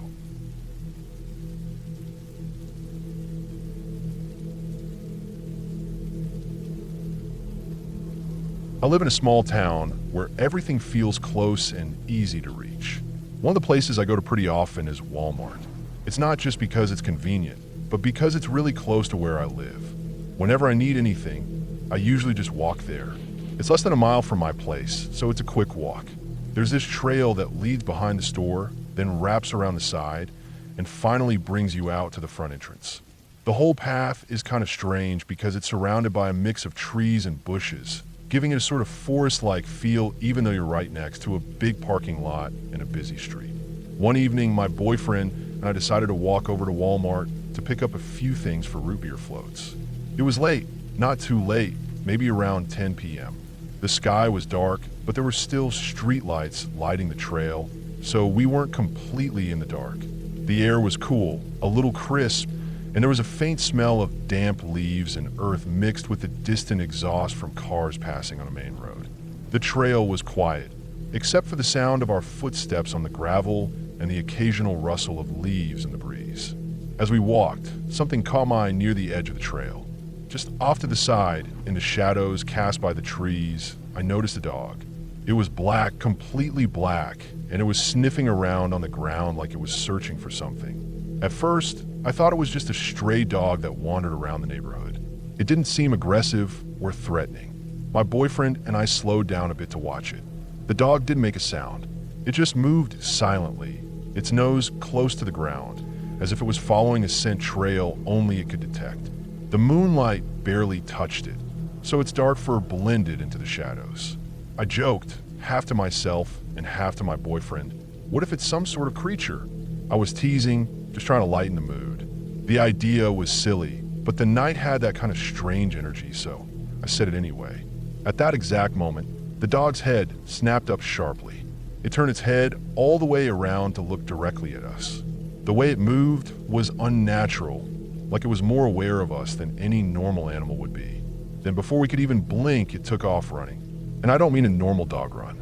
It was faster than anything I had ever seen. Not just a sprint, it was like it disappeared in a blur, like the Flash running past you.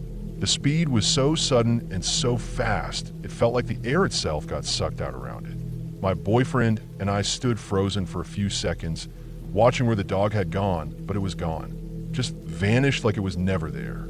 I felt my heart pounding in my chest, not from fear exactly, but from the shock of how fast and strange that was. We kept walking, but the quiet of the trail felt heavier after that. I couldn't shake the image of the dog's head whipping around to stare at us, like it was measuring us in some way. We got what we needed from Walmart and headed back home, but that moment stayed with me.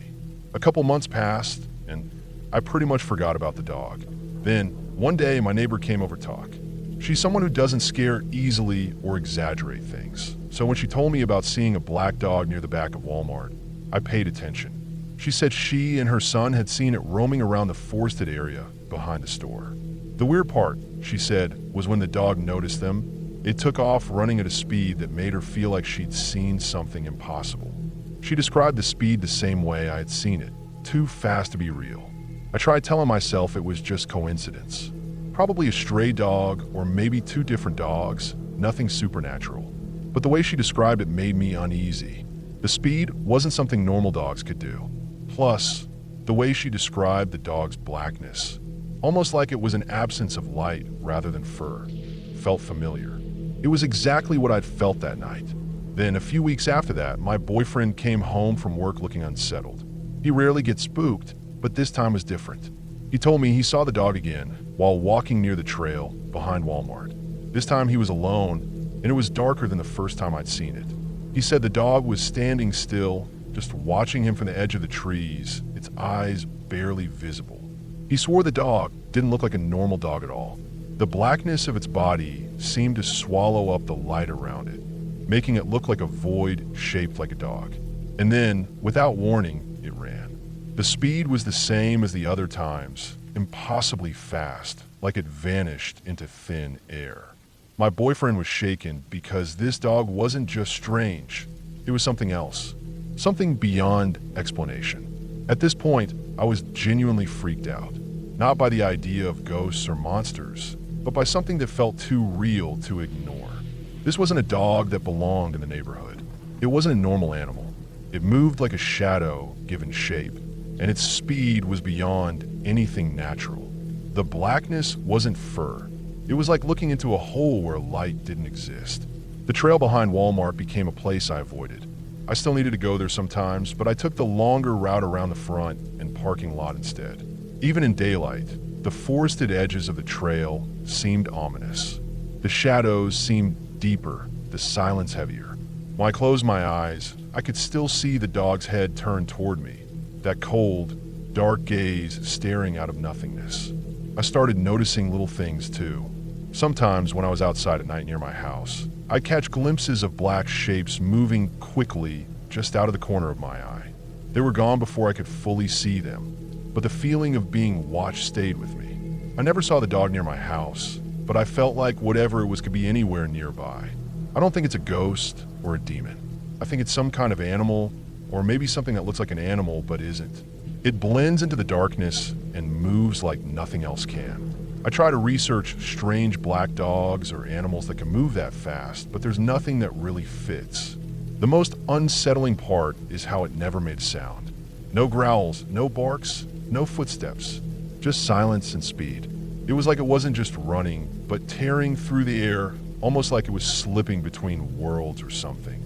I know that sounds crazy, but the way it looked and moved didn't match anything real I've seen before. After the last sighting, I stopped walking near that trail at night altogether. I tell myself it's safer. I don't want to risk running into whatever that thing is. It's not friendly. It doesn't want to be seen. But I also can't stop thinking about it. Like it's waiting, watching from the shadows. It feels like it's part of the darkness itself. Something made from the absence of light. Now, every time I walk near the edge of the forest, I hold my breath and look carefully into the shadows. The dog might be out there, watching again, waiting for the next time it can run like a flash, disappearing into the night faster than any I can follow. And maybe, just maybe it's not alone.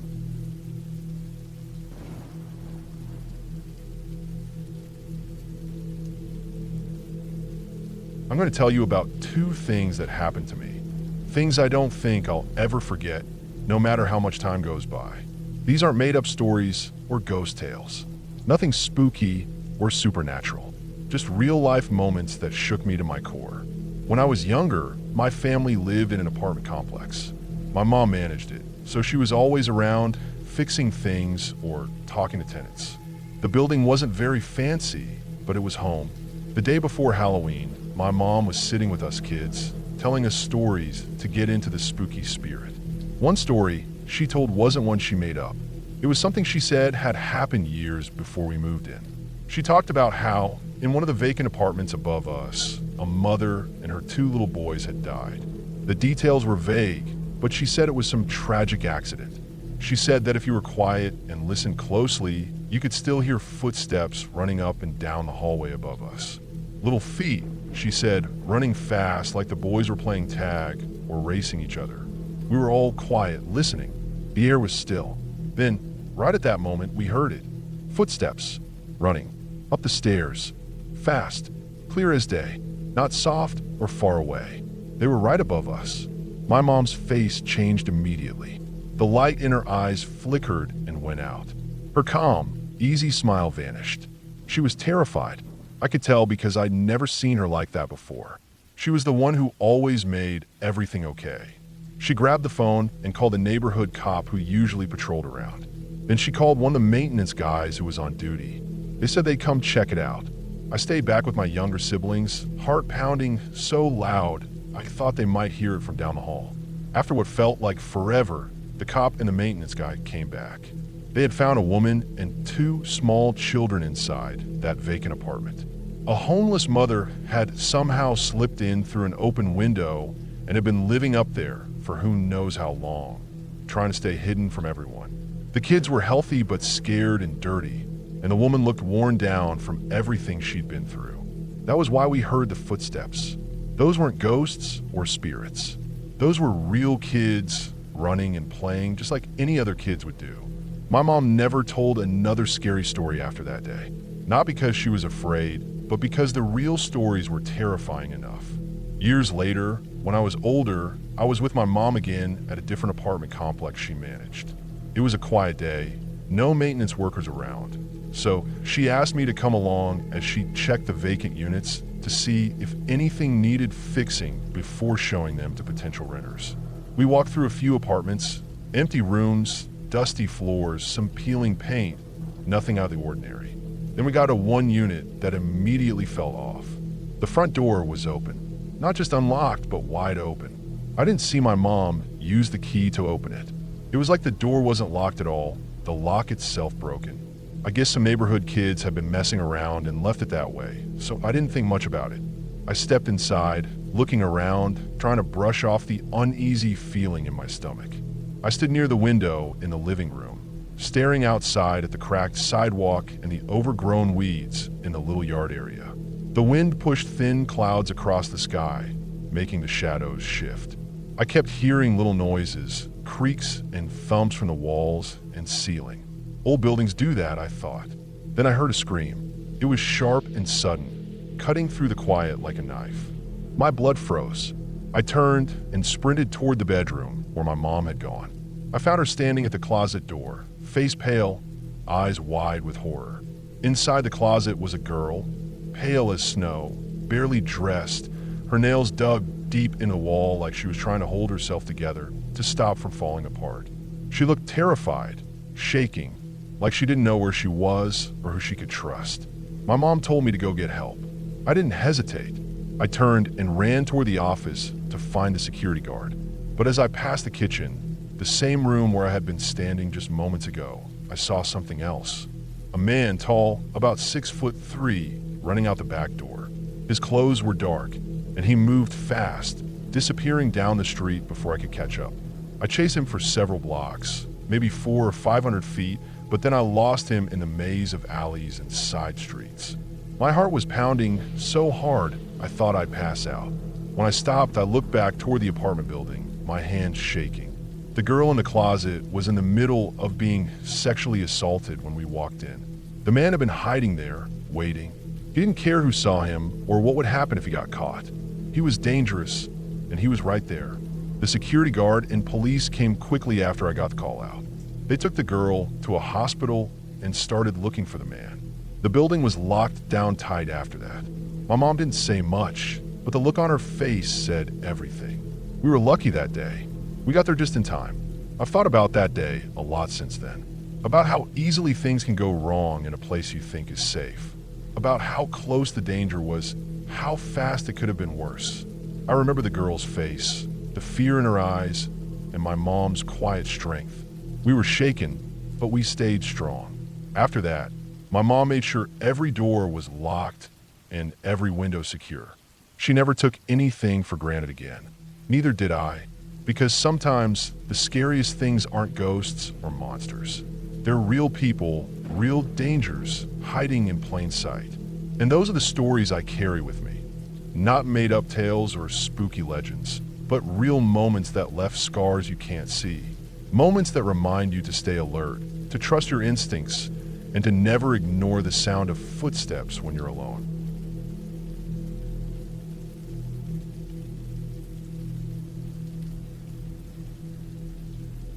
I'm laying there in bed with Jay, my boyfriend at the time. The room is dark, the only light coming faintly from the street lamp outside, casting long shadows on the walls. The air feels thick, like the kind of quiet that presses down on your chest. We're not talking, just lying side by side, both staring at the ceiling or maybe just lost in our own thoughts. There's no noise except the faint hum of the city outside and the slow rhythm of our breathing. Suddenly, Jay rolls over toward me and pulls me into a tight hug.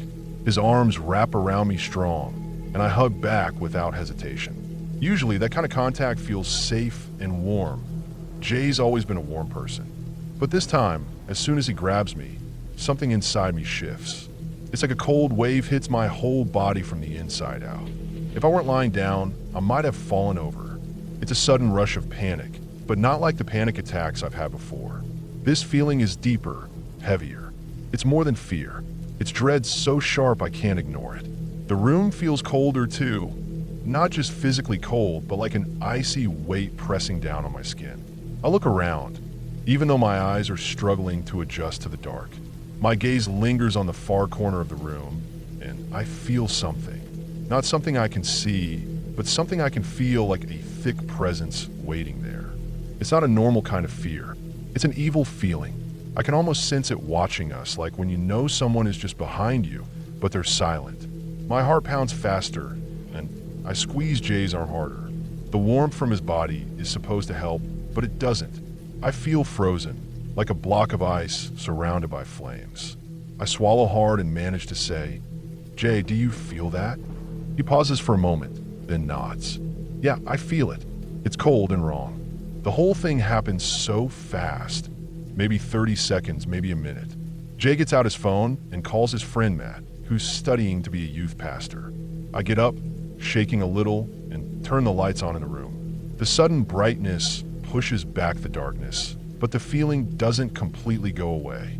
It's still there, lurking near the corner, just less obvious. I crawl back into bed, and Jay puts Matt on speaker.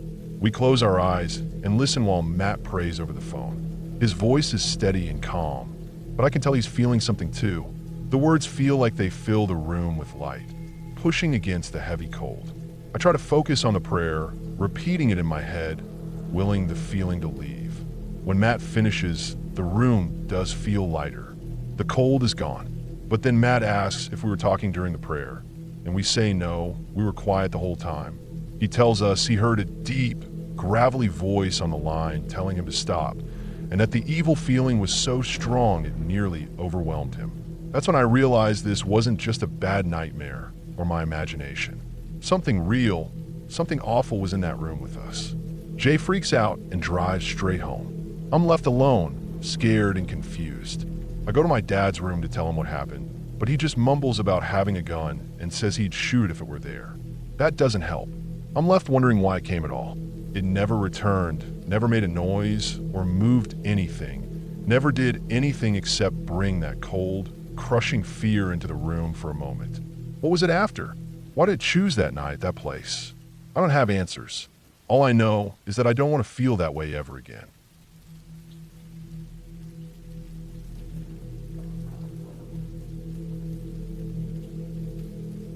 I arrived at the cabin just before sunset.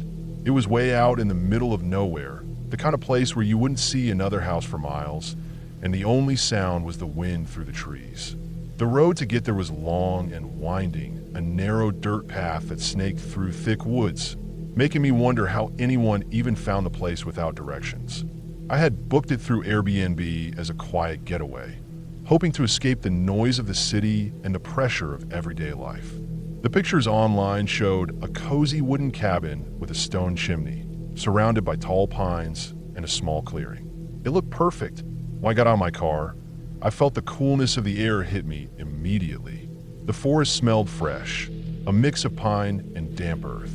The cabin itself was old but well kept. The wood was dark and weathered, with some moss growing on the roof. I could see a little porch with a couple of chairs and a small table. The door was unlocked, just as the host had promised in their instructions.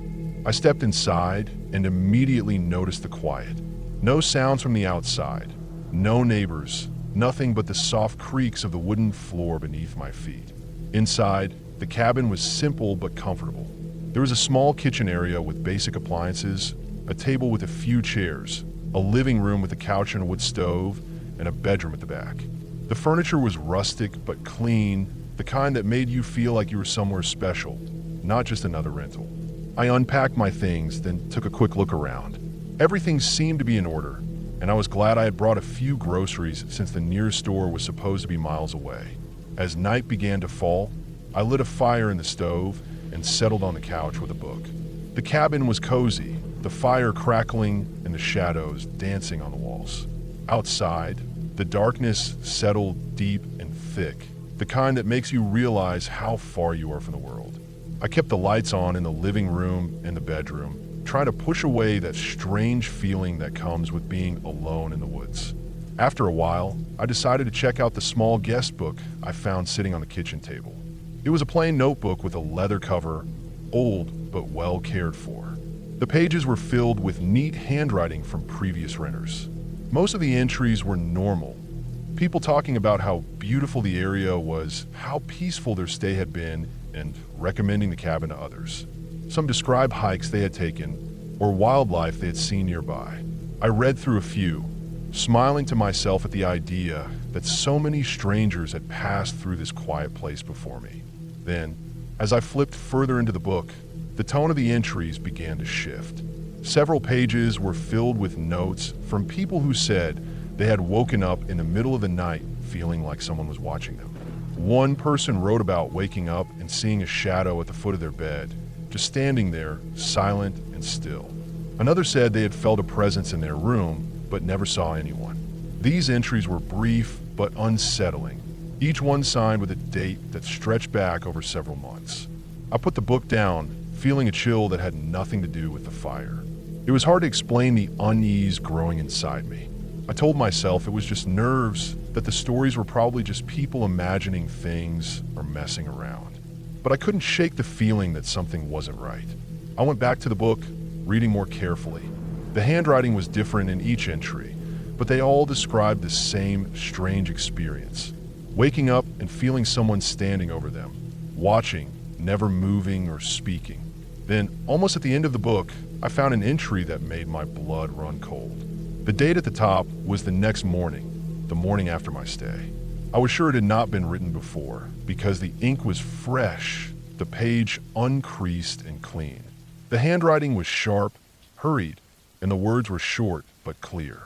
I woke up to someone standing at the side of my bed, watching me sleep. The room was dark, but I could see a shape. I tried to move, but couldn't. I screamed, but no sound came out. I don't know who it is or what they want. I left as soon as I could. I stared at the page for a long time. My mind was racing. There was no way this could have been written before I arrived, yet here it was, right in the guest book, with the date clearly marked after my stay. My heart was pounding. I went back to the previous entries, reading them again, feeling the weight of every word. I sat there in the dim light of the cabin, the fire now reduced to glowing embers, the silence outside pressing in on me. I tried to convince myself that it was a prank, someone trying to scare the next guest, but the thought didn't help. I realized I hadn't heard anything that night. No noises, no footsteps, nothing. But the idea that someone might have been in the cabin, watching me without my knowledge, was terrifying. I packed my things immediately. The air felt thick, like it was closing in on me. I didn't stop to grab anything extra. I just locked the door behind me, got in my car, and started the long drive back the way I came, my headlights cutting through the darkness of the forest road. I kept glancing in the rearview mirror, expecting to see something there, but there was nothing. On the drive back, I couldn't stop thinking about the guest book and the people who had written those entries. Who were they? Had they been telling the truth? And who had written that final entry, dated after my stay? I thought about calling the host, but I didn't want to explain what I had found. I wasn't sure if they would believe me, or worse, if they were involved. When I finally got home, I didn't tell anyone where I had been or what I had found. The cabin was supposed to be a quiet place to get away, but now I couldn't stop thinking about the feeling of being watched, the stillness of those shadowy shapes, and the words written in the guest book. I never stayed in another remote cabin after that. I couldn't forget the way the air had felt heavy in that place, like there was someone else there, just out of sight. And no matter how hard I tried, I couldn't get the image of those words, the ones written for the guest who came after me, out of my head. The thought that someone else had gone through the same fear, and that they might have been right there, watching me, was more real than any ghost story.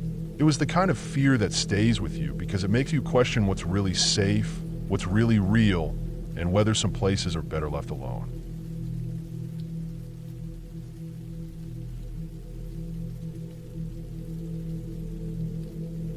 I booked the Airbnb last minute. It was supposed to be a simple solo trip, a break from work, a quiet place to think, maybe get some hiking in nearby. I found the listing online late one evening, and it looked perfect enough. The house was a small, older-looking place on the edge of a rural town. The price was low, which was surprising given the location, but the pictures seemed normal, nothing flashy but clean and tidy. The reviews were all positive, but only a handful, like the place hadn't been rented often. I didn't think much of it at the time. I messaged the host late that night to confirm the check-in time and got a reply pretty quickly. The host was friendly and helpful in the message, though he kept it brief. I appreciated that because I didn't want a lot of back and forth, just the basics. I was tired from the drive and ready to settle in once I arrived. When I pulled up to the house the next afternoon, it looked exactly like the photos.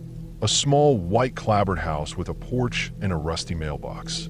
There was a narrow gravel driveway that looked like it hadn't been used much. The lawn was overgrown, with weeds poking through cracks in the sidewalk. The neighborhood was quiet, almost too quiet. No cars driving by, no kids playing, just a few other houses spaced far apart. I didn't see any neighbors around. The front door was unlocked, just as the host had said in his message. I stepped inside, and the air felt heavy. It smelled like old wood and dust, with a faint trace of something I couldn't place. The house was dim inside. Light filters weakly through curtains, casting long shadows across the furniture. The floors creaked underfoot as I walked through the rooms. It was clean enough, but everything seemed worn down and forgotten. Faded wallpaper peeling at the edges, a couch with threadbare fabric, kitchen appliances covered in a fine layer of dust. A man, the host, was there when I entered. He was middle-aged, wearing a flannel shirt and jeans. He smiled politely, but didn't say much. Just a quick welcome, and handed me a key on a plain metal ring. I asked a couple of questions about the house and the area, but he gave short answers, almost like he wanted to get back to whatever he was doing. Then, after maybe 5 minutes, he was gone. Just like that, he disappeared out the back door. I didn't see him again during the entire stay. The first night was uneventful, except for the usual sounds of an old house settling. But then around midnight, I heard it, footsteps on the roof. It started softly, almost like someone walking slowly back and forth above me. At first, I thought it might be an animal, maybe a raccoon or a stray cat. But the steps were too heavy, deliberate. I grabbed a flashlight and went outside to look, but nothing was there. The roof was old and covered in dark shingles, but I didn't see any movement or signs of animals. Later, I heard knocking at the front door. Quiet at first, like a gentle tap, tap, tap. I stayed still, listening. The knocks came again, harder this time, but when I peeked through the window, no one was outside. The street was empty. I waited a few minutes and then cautiously opened the door. Still nothing. No footprints in the dirt, no sign of anyone. I checked the locks and bolted the door. The next day, I tried calling the host number, but the line was dead. I called again, just to be sure, but it went straight to a disconnected message. Then, when I opened the Airbnb app, the listing was gone. I thought maybe the host removed it temporarily, so I searched online for any contact info or other listings. Nothing. No social media, no other places rented under the same name. Curious, I walked to the nearest house to ask about the neighborhood. An older woman came out to meet me. I explained I was staying in the White House down the road and that I'd had trouble contacting the host. She gave me a long, strange look and said, "That house hasn't had anyone living in it for years. It's been empty ever since old Mr. Patterson died. We don't know anyone renting it out." I told her I'd met the host just the day before, but she shook her head. No one. Maybe someone's been sneaking in, but no one's lived there for at least 5 years. She seemed worried, but also a bit scared to talk more. I left, feeling uneasy. I went back to the house, packed my things, and left the same day. Driving away, I couldn't shake the feeling I'd been watched the whole time, that the footsteps on the roof and the knocking were not random or accidental. Weeks later, I checked public records for the address. It confirmed what the neighbors said. The house had been vacant for years, owned by a family who moved away. No record of any new tenants or renters.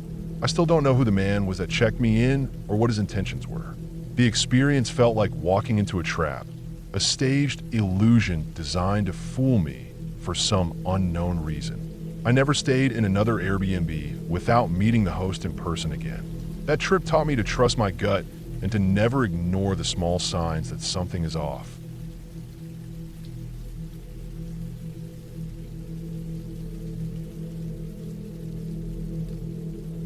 I never thought a simple weekend trip with my friends would turn into something so unsettling, but it did.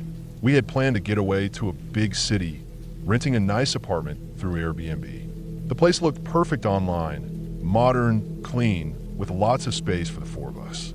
The picture showed a bright living room with big windows, a sleek kitchen, and 2 bedrooms. It was in a busy part of town, close to restaurants and nightlife, which was exactly what we wanted. We were all looking forward to some fun and relaxation away from our usual routine. When we arrived late Friday afternoon, the host greeted us briefly and handed over the keys. The building was old but well maintained. The elevator smelled faintly of cleaning chemicals, and the hallways were a little narrow, with the usual city noise coming from outside.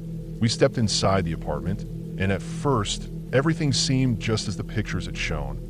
The walls were painted a soft gray, and there was modern furniture, a big flat-screen TV, and a dining table that could seat all of us. It felt like a good place to spend the weekend. We started unpacking, throwing our bags onto the beds and couches. Everyone was chatting and laughing, already relaxed. The kitchen was stocked with some basic supplies: coffee, sugar, some spices, and the bathroom was clean with fresh towels. I was staying in the smaller bedroom near the back, while the other 3 took the larger bedroom and the living room couches. The apartment felt secure, the door locked firmly behind us. About an hour after we had settled in, one of my friends, Lisa, went into her bedroom to unpack her things. She's the kind of person who notices little details that most people don't. While arranging her clothes in the closet, something caught her eye on the ceiling near the door: a smoke detector. Nothing unusual, right? But as she looked closer, she noticed a tiny black circle inside it. It wasn't like a normal smoke detector sensor. This looked like a small lens. She called me over quietly. "Hey, check this out," she whispered, pointing at the smoke detector. At first, I thought she was joking, but when I got closer and looked up, I could see what she meant. There was definitely something that didn't belong there, a tiny lens, almost like a camera, hidden inside the smoke detector's clear plastic cover. My heart started beating faster. I'd heard stories about hidden cameras before, but I never thought I'd find one in a place I was staying. We didn't want to panic, so we pulled out our phones and searched online for what it could be. There were enough photos of hidden cameras disguised as smoke detectors to confirm our suspicions. This wasn't just an accident or some weird fixture.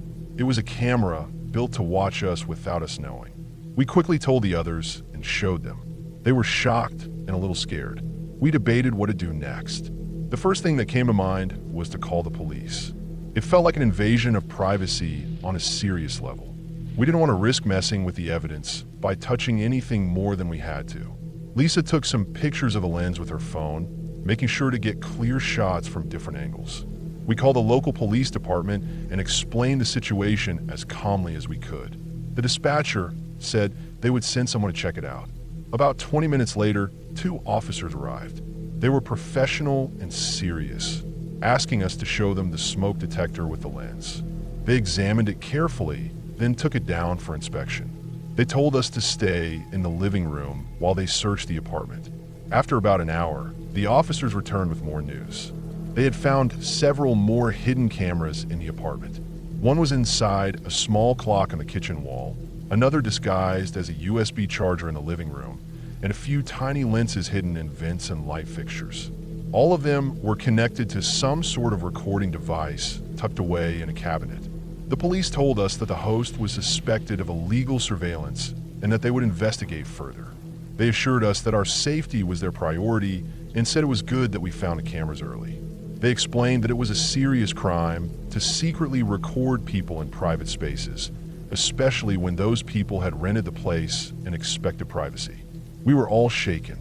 The thought that someone had been watching us, or could have watched others before us, was disturbing. We tried to imagine how long these cameras had been there, who else might have been recorded, and what the host's intentions were.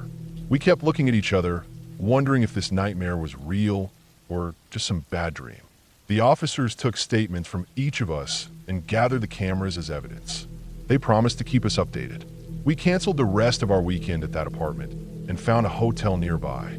It wasn't the getaway we wanted, but at least we felt safer. Later that night, I kept thinking about what had happened. It was hard to relax, knowing that someone had planned this secret surveillance. The police told us that the host was arrested for illegal surveillance, and the case was being handled seriously. It made me realize how careful you have to be when renting places. No matter how nice and trustworthy a listing looks, you can never be sure who you're really dealing with. The experience left me with a lasting sense of caution. I'm still shaken thinking about how close we were to being completely exposed in what should have been a private space.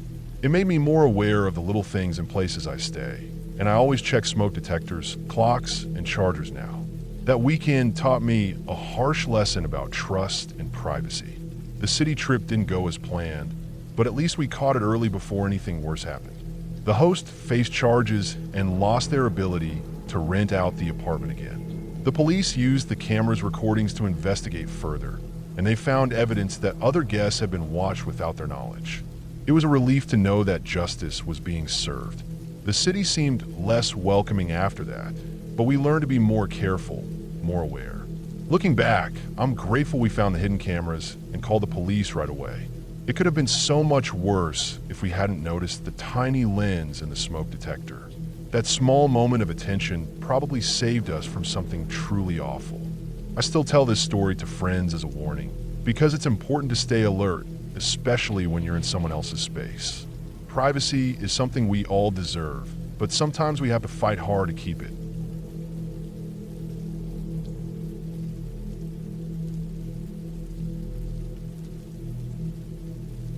I've been camping alone in the Pacific Northwest plenty of times before.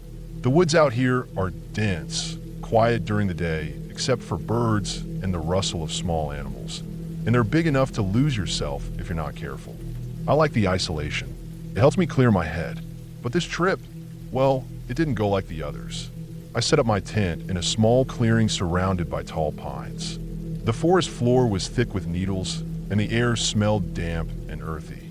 It was late September, so the nights were chilly, but not freezing. I had my gear all ready: sleeping bag, stove, some canned food, water, a small first aid kit, a flashlight, and a hatchet I always carried for protection and chopping firewood. The first day went smooth. I hiked in about 5 miles from the trailhead, picked the clearing I liked, and spent the afternoon gathering wood and setting up camp. I made a small fire and cooked some kinchili. The only sounds were the soft breeze through the trees and the distant call of a crow. Everything felt normal. That night, I went to bed early, planning to get a good rest before hiking more the next day. Around 2 a.m., I woke up suddenly. At first, I thought it was the wind, but then I realized it wasn't wind at all. It was a sound, a slow, off-key whistle. It was just outside my tent, maybe 15 or 20 feet away. The tune was simple, something you could hum without much thought, but wrong somehow, like someone who couldn't quite carry a tune but kept trying. The whistling wasn't loud, but it stood out clearly against the usual night sounds. I froze for a moment, trying to tell if it was an animal or maybe another camper playing a prank. The whistle lasted maybe a minute, then stopped. I called out softly, "Hello," but no answer came. Just silence. I tried to convince myself it was a prank, or maybe some guy drunk in the woods, but something about it didn't feel right. The whistle was too steady, too deliberate. I lay back down, but didn't really sleep. I kept thinking about that sound. The next night, the whistle came again. Same time, same tune, but this time it moved. It circled around my tent slowly, going from one side to the other, stopping for a few seconds here and there. I could hear the whistle closer, then farther, but I couldn't see anyone. The trees blocked all views, and my flashlight didn't pick up anything unusual. I stayed still and quiet, my heart pounding, The sound kept going for about 5 minutes before it faded away. I didn't call out this time. I didn't want to encourage whoever or whatever it was. I spent most of that night wide awake, gripping my hatchet next to me. I told myself to stay calm, that it was probably just some local fool messing with campers. But the idea didn't sit well with me. The whistle was so precise, so strange. The third night, I prepared differently. I didn't want to be caught off guard again. I put my boots on and sat outside my tent with my flashlight and the hatchet. I scanned the trees around me, looking for any sign of movement. The fire had burned out hours ago, but the stars were clear above and a faint mist hung low over the ground. I checked my watch, 2:02 a.m. Then, at exactly 2:03, the whistle started again. Slow, off-key, the same tune. My flashlight swept the area toward the sound. The whistle stopped instantly. The forest was dead silent, except for the swaying of the pines in the wind. I shone the light in every direction, expecting maybe to catch a figure. Nothing. No shapes. No eyes reflecting the beam. Just trees, shadows, and the occasional snap of a twig far away. I waited, flashlight steady in my hand, but the whistle never came back. That dawn, I didn't sleep at all. I packed my gear in a hurry and started hiking back to the trailhead. The trail was long, 14 miles to the road, but I didn't stop for anything. No water breaks, no resting. Every rustle in the bushes, every crack of a branch made me tense up. I kept looking over my shoulder, half expecting to see someone following me. I didn't. When I finally reached the road, I didn't even check my phone. I just got in my car and drove away as fast as I could. For months afterward, I couldn't get that whistle out of my head. It haunted me, not in a nightmare way, but more like a warning I couldn't understand. 2 years later, I was scrolling through news articles online when I saw a story about a missing hiker in the exact area I had camped. The hiker had gone out alone and disappeared without a trace. Search teams found no clues, no gear, no signs of struggle. The only odd detail was a witness who said they heard someone whistling late at night in the forest the night the hiker vanished. The article didn't say much more. No suspects, no explanation. I closed my laptop and sat back, feeling a cold knot in my stomach. That whistle wasn't just a prank or a random sound. It was something real, and it meant trouble. I haven't been back to those woods since.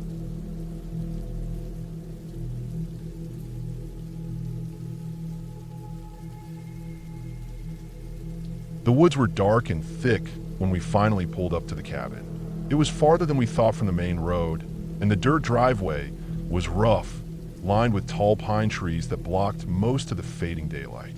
The cabin looked small but solid, made of dark wood with a steep roof and a stone chimney.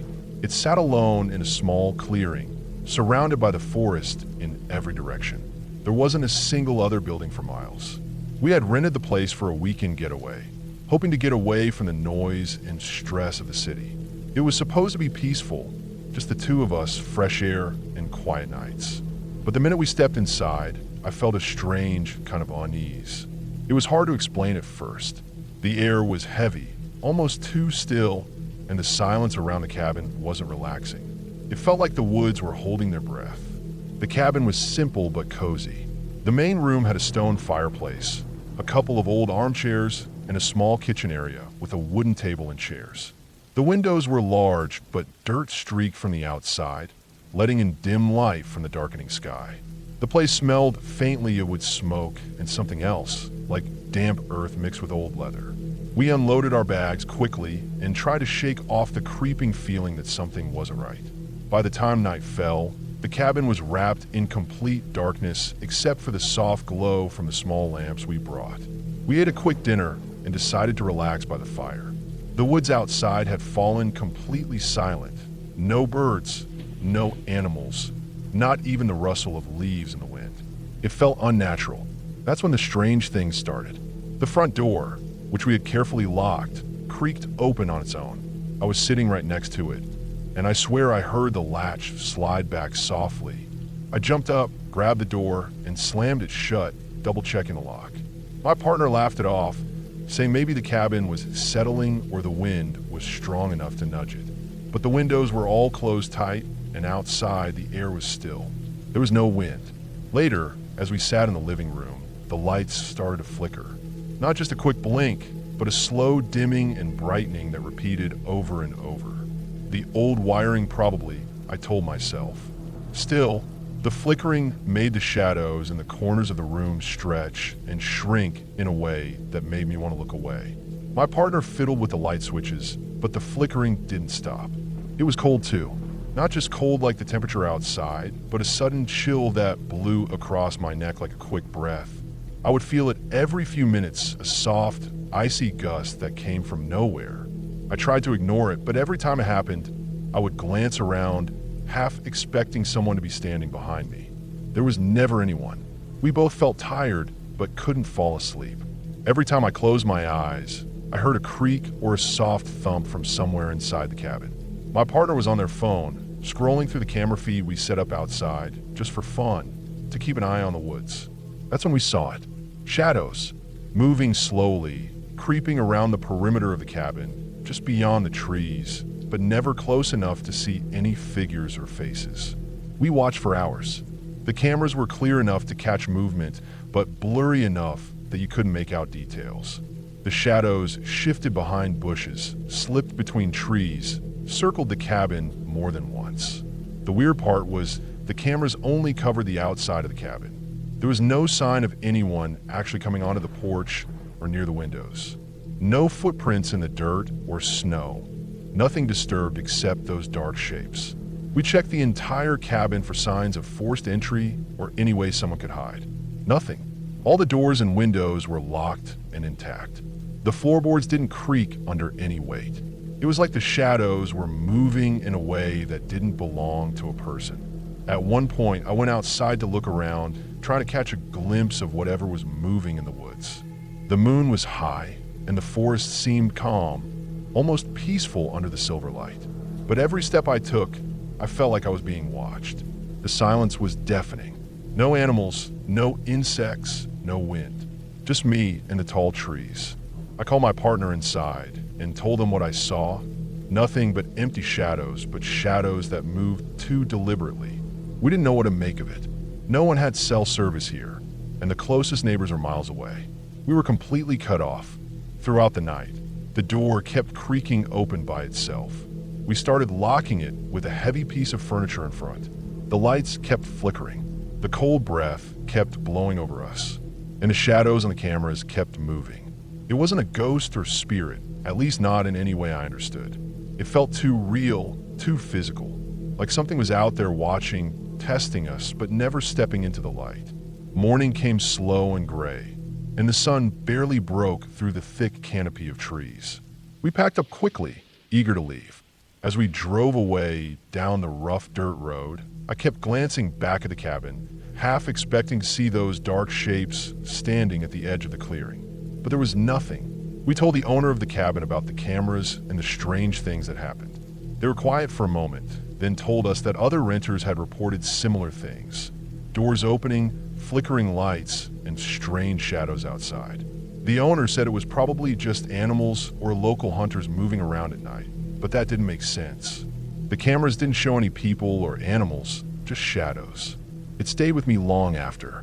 The woods around that cabin are deep and quiet, but sometimes when I think back, I feel that cold breath again like a warning. Not a ghost or demon, just something real and unknown, lurking in the dark where no one can see it clearly.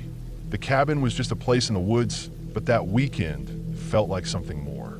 Something that wasn't meant to be noticed, but couldn't be ignored either. And that, I think, was the scariest part of all.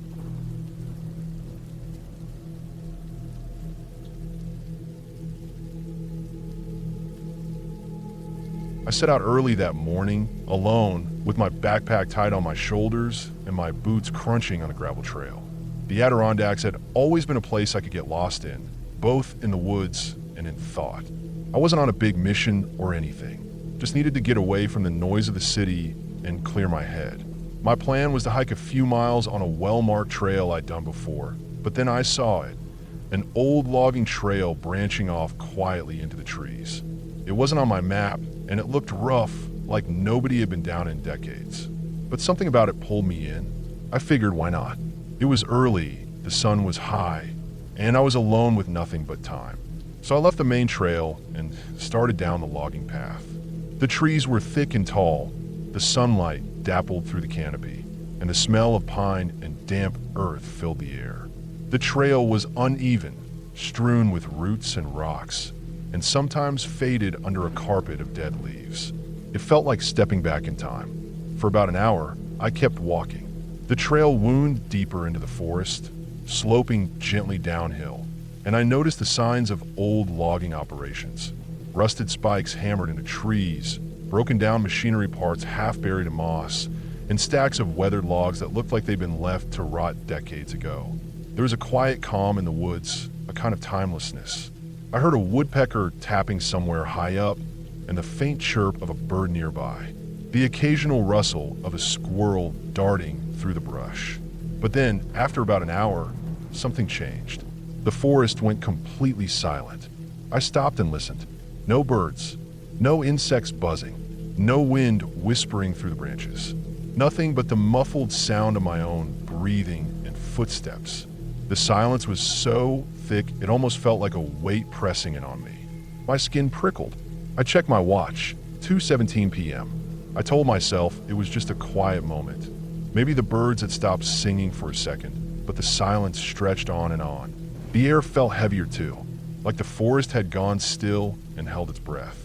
I looked around and realized something else. None of the usual sounds of nature that I'd expect were there. The normal background noise that makes a forest feel alive was gone. I tried to shake off the feeling, but a knot of unease grew in my stomach. I decided to turn back. I'd gone far enough. Besides, the trail wasn't on my map, and I didn't want to wander too deep.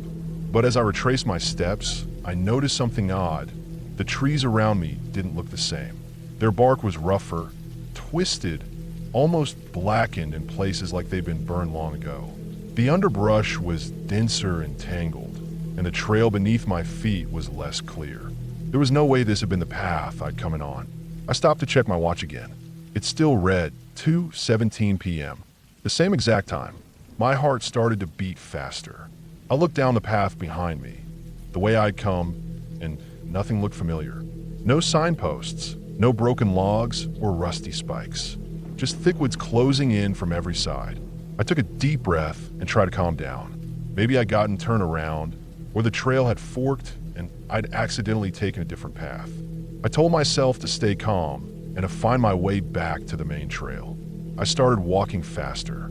The silence was still there, deep and unbroken. No birds, no insects, no rustling of leaves. Even my own footsteps sounded muffled, like I was walking through a thick carpet of moss instead of dry leaves. The air was cool, but humid, making it hard to breathe. I kept looking at my watch, hoping time was moving forward, but the hands refused to budge. 2:17 p.m. Panic started to rise. I broke into a run, the underbrush snagging in my legs, branches slapping my face, the uneven ground making my footing unsure. My breath came fast, and my heart hammered in my chest like a drum. I wanted out. I wanted to get back to the real world, the trail I knew. I pushed on, through the heavy silence, my senses on edge. The forest felt alien, like I was trapped in some place that looked like the Adirondacks, but wasn't really. The trees leaned in closer, their twisted shapes casting dark shadows, and the sky above was hidden by thick branches. I could almost feel the forest watching me, though I knew that was just my mind trying to make sense of the fear.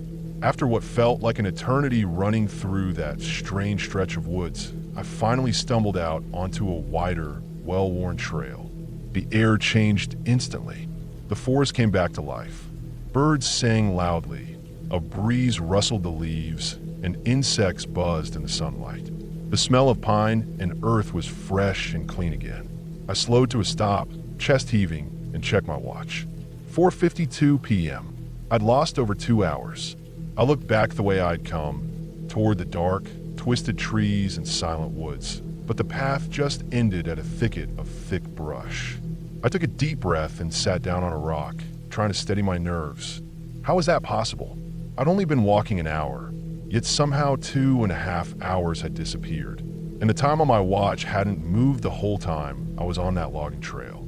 I never found out exactly what happened in those woods that day, but I left the Adirondacks soon after and never went back to that old logging trail.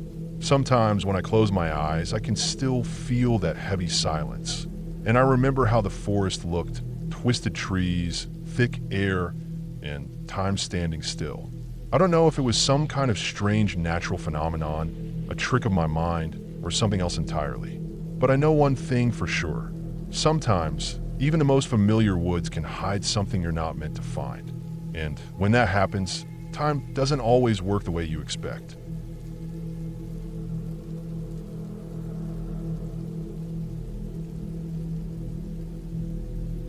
I rented the Victorian-style Airbnb for a weekend getaway, wanting something different from the usual modern hotels. The house was old, with creaky wooden floors and tall windows framed by heavy curtains. Outside, the garden was overgrown, wildflowers and weeds tangled in the stone path. The whole place had a faded charm, like it was holding on to memories from another time. The owner had warned me that the house was old and the plumbing was a bit unpredictable, but I thought that just added to the character. The first day passed uneventfully. I unpacked my things slowly, making the place feel a little more like home. The living room had antique furniture covered in dust and a large fireplace with a cracked mantel. The kitchen was tiny but workable, with old cabinets and a fridge that hummed louder than I expected. Upstairs, the bedroom was modest but cozy, with a canopy bed draped in thin lace curtains that fluttered slightly when I opened the window. The bathroom was down the hall, narrow and lined with white tiles, yellow by time. A big mirror hung over the sink, its edges slightly foggy with age. That first night, I went to the bathroom to wash my face before bed. The light above the mirror flickered a little, and the tiles were cold under my fingers as I splashed water. When I looked up, I caught a glimpse of something strange. In the mirror, just out of the corner of my eye, I thought I saw a woman's face staring back at me. She had pale skin and dark, sad eyes that seemed to look right through me. It wasn't my reflection. I blinked and looked again. Nothing. Just my own tired face. I shook it off, thinking maybe I was just tired or the shadows were playing tricks on me. But later that night, when I brushed my teeth, the face was there again. It appeared so briefly that I couldn't tell if it was a trick of the light or something else. Each time I turned quickly or blinked, the face vanished. It never spoke, never moved, just stared silently. I didn't tell anyone. I didn't want to seem crazy or ruin my weekend. Over the next day, I tried to avoid the bathroom mirror as much as possible. I found myself washing my face in the kitchen sink or just rushing through the bathroom. The house felt colder somehow, like the air had gotten thicker around that small room. I heard creaks and taps in the walls, but that was to be expected in a house this old. Still, I had a strange feeling I couldn't shake, like something unseen was watching me. Curiosity finally got the better of me. I decided to ask the Airbnb host about the house's history. I sent a message through the app, carefully worded to avoid sounding too suspicious. The host replied quickly, telling me that the house had been their family for decades and had a few previous tenants over the years. Then, almost casually, they mentioned that the last tenant had died mysteriously in the bathroom. That caught me off guard. They didn't give details, just said it was a sad accident, nothing violent or scary, but the tenant was found there one morning and nobody quite knew what happened. No one had stayed in that room since, until I booked the place. The bathroom was cleaned up and fixed, but the story stuck around. After reading that, I started looking more closely at the mirror and the bathroom tiles. There was a small stain near the baseboard, almost like something had been cleaned but left a faint mark. The air in the bathroom felt heavier, almost damp, and I noticed the smell, faint but unpleasant, like mildew mixed with something else I couldn't identify. It wasn't enough to make me leave immediately, but it made me uneasy. That night, I was reluctant but needed a shower. I turned on the water and waited for it to warm.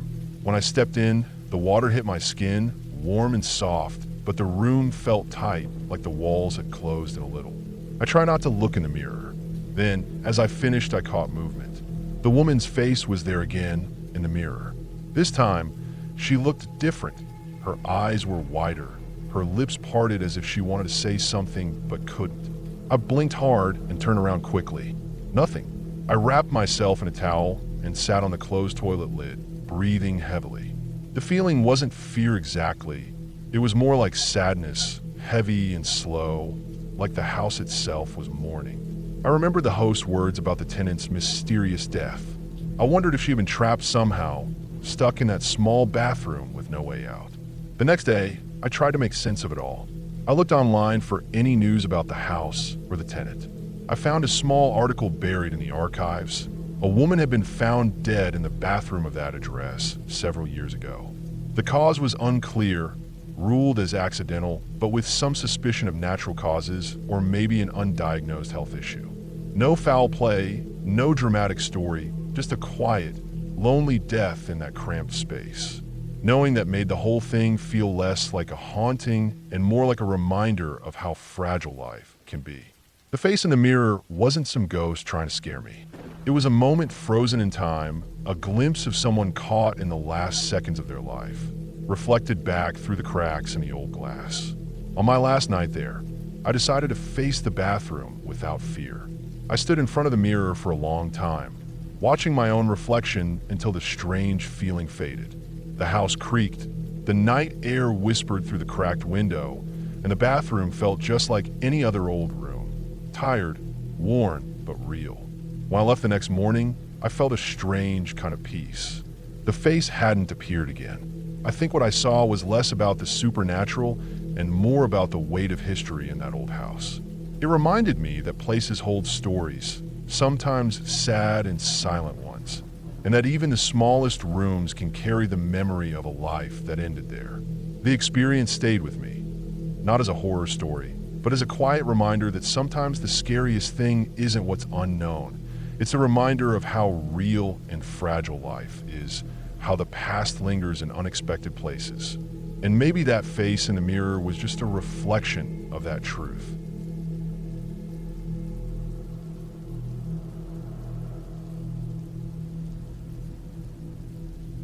It was late October in northern Ontario, and the first snow had just started to fall the day we arrived. The forest was quiet and cold, with a thin blanket of white covering the ground and the bare branches of the trees. My buddy and I had planned this hunting trip for months. We both needed the break from work, and the chance to get some game before the deep freeze hit was hard to pass up. We set up our camp in a small clearing surrounded by dense pines and birches. The trees were tall and close together, blocking most of the weak daylight that filtered through the thick gray sky. We got the tent pitched just as dusk was settling in and the temperature dropped quickly. I remember the cold biting through my jacket when I stepped out of the tent to gather some firewood. The snow was wet, but not deep yet, sticking to my boots and making soft crunching sounds with each step. We built a fire near the tent, the flames crackling and sending little sparks into the cold air. We cooked some simple dinner, canned stew warmed over the fire, and settled in early. The forest was dark, and the only sound was the occasional snap of a branch or the soft rustle of snow falling from tree limb. That first night, the wind was low, but I kept hearing something moving just beyond the ring of firelight. At first, I thought it was just the usual wildlife, maybe a moose or a bear moving through the trees. The breaking branches and crunching snow were nothing out of the ordinary for this kind of place. But as the night went on, the noises didn't go away. They came closer, then drifted back again. I figured maybe it was a curious animal or some small group of deer. Around 2 a.m., the noises got louder. The sound of twigs snapping was right at the edge of our firelight. I could feel the hairs on the back of my neck stand up, but I didn't say anything. My buddy was already asleep. I sat there, eyes fixed on the tree line, but saw nothing moving. After a while, the sound stopped, and I managed to fall asleep too, though not very deeply. When we woke up the next morning, the camp was quiet. The snow had stopped falling overnight, and the sky was still heavy with gray clouds. I stepped out of the tent and immediately noticed the footprints. They were all around our campsite, circling it twice in a perfect ring. The snow was soft enough to leave clear marks, and these prints looked fresh, made sometime during the night. At first, I thought maybe it was just another hunter or someone else camping nearby, but there was no other sign of people. The footprints were bare human prints, no boots or shoes, just naked feet pressed into the snow. But something was off. The toes of the prints pointed toward the tent, but the heel marks didn't line up the way they should. It looked like whoever or whatever had made them was walking backwards. The gait was wrong, the steps awkward and strange. I tried to figure it out, turning the prints around in the snow to see if maybe I was mistaken. But no matter how I looked at it, the footprints only made sense if someone had been walking backwards the entire time. The prints started from the tree line, went in a perfect circle twice around our fire pit and tent, then disappeared back into the woods. There were no breaks or gaps, no other prints crossing them, nothing to suggest it was a prank or a mistake. I called my buddy out to see. He didn't say much, just shook his head and looked over the prints. We packed up as quickly as we could after that. The last thing I wanted was to spend another night there. On the drive out of the forest, the trees were thick and close together, shadows falling across the snow-covered road. Just as we were rounding a bend, my buddy pointed. I looked toward the edge of the tree line and saw a pale face staring at us. It was just a face, nothing else visible, and its mouth was open wide like it was screaming, but there was no sound coming from it. The eyes were dark and fixed on us. It held that look for a moment before disappearing behind the trees. Neither of us said anything for the rest of the drive. We both felt a cold chill that had nothing to do with the winter air. We got back to town and didn't talk much about what we'd seen. No one I know would believe me anyway. The prints, the strange way they walked backward, that face in the trees, it didn't fit any story I've ever heard from hunters or outdoorsmen. I keep going back to the prints in my mind, wondering how something human could walk like that.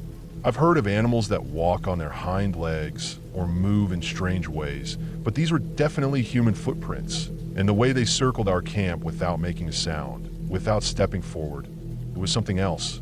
I don't know if it was some weird animal, some person trying to freak us out, or something we can't explain. But I'm done with hunting in that part of the woods. There's something there that doesn't want to be found, something that watches but never shows itself fully, and it walks backwards.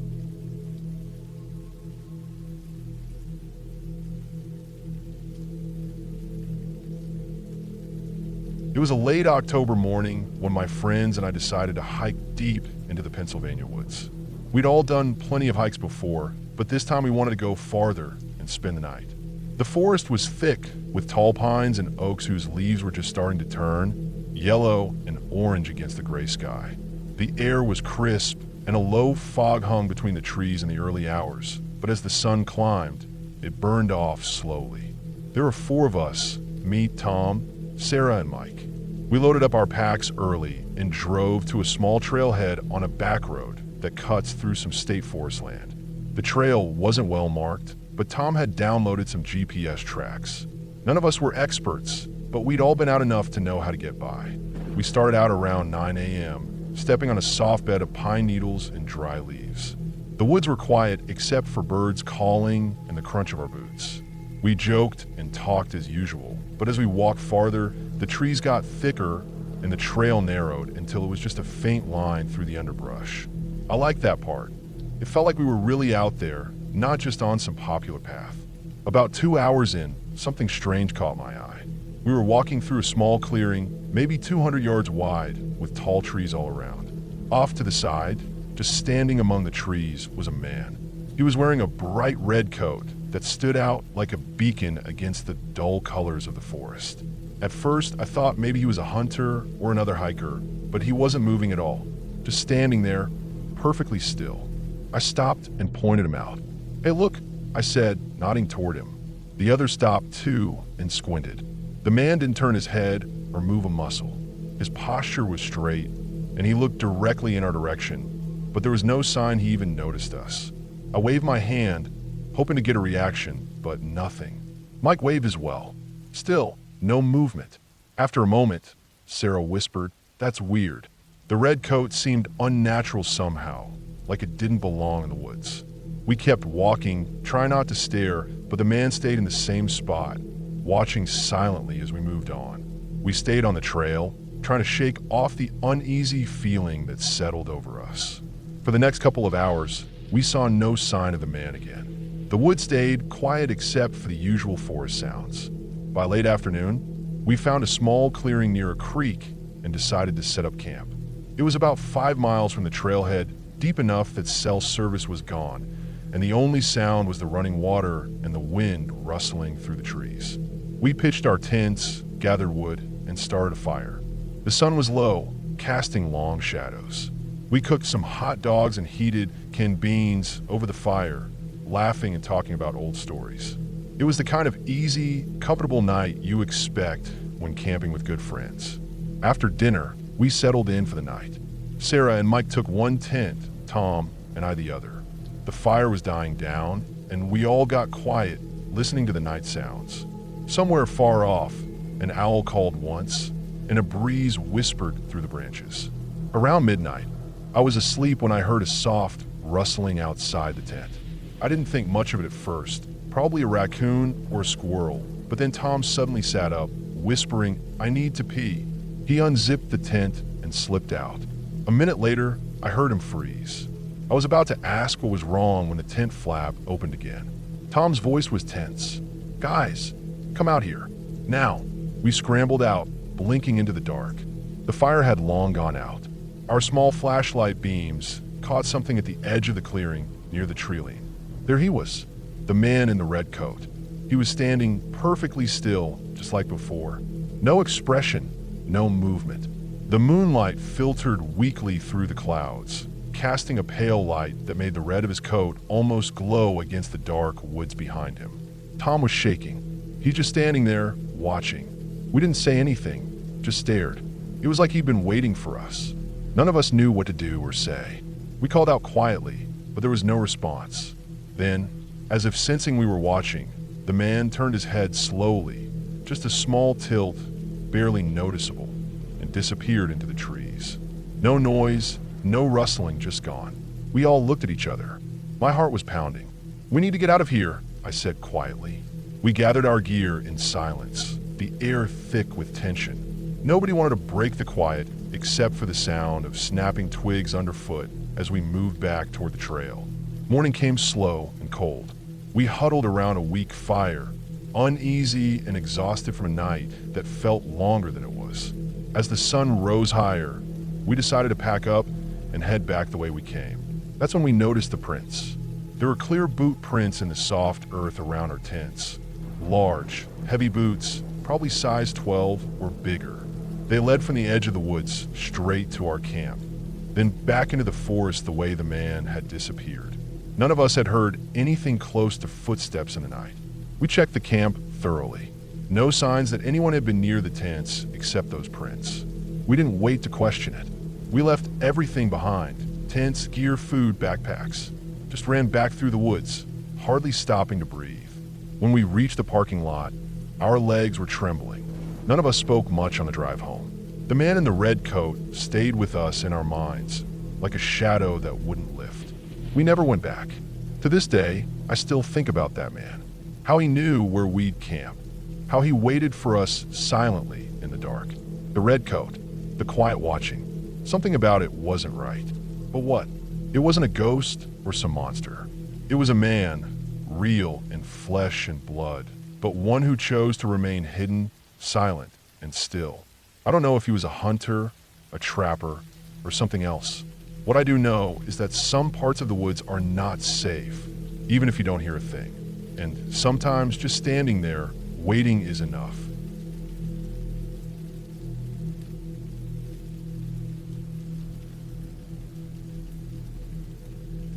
It started out like any other trip we'd planned. Just two women wanting to get away from everything for a few days and hike through the Smoky Mountains. We had backpacked together before, so we knew how to handle ourselves out there. We were both careful and prepared, carrying the usual gear: tents, sleeping bags, food, water filters, and everything else that made us feel safe.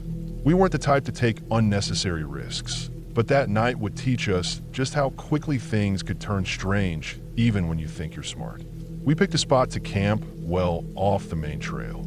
We wanted privacy and also to avoid the crowds that sometimes made those areas feel less peaceful than they should. It was late September and the air was cool and crisp, the kind of cold that wakes you up in the middle of the night but feels refreshing once you're used to it. The trees around us were tall and thick, mostly oaks and maples, their leaves just starting to turn that rusty orange color the mountains are famous for. The ground was soft with layers of fallen leaves and pine needles, muffling our footsteps as we walked back and forth to set up camp. Our tent was a small, lightweight two-person model, easy to set up and sturdy enough for most weather. We pitched it on a flat patch near a small clearing surrounded by dense woods.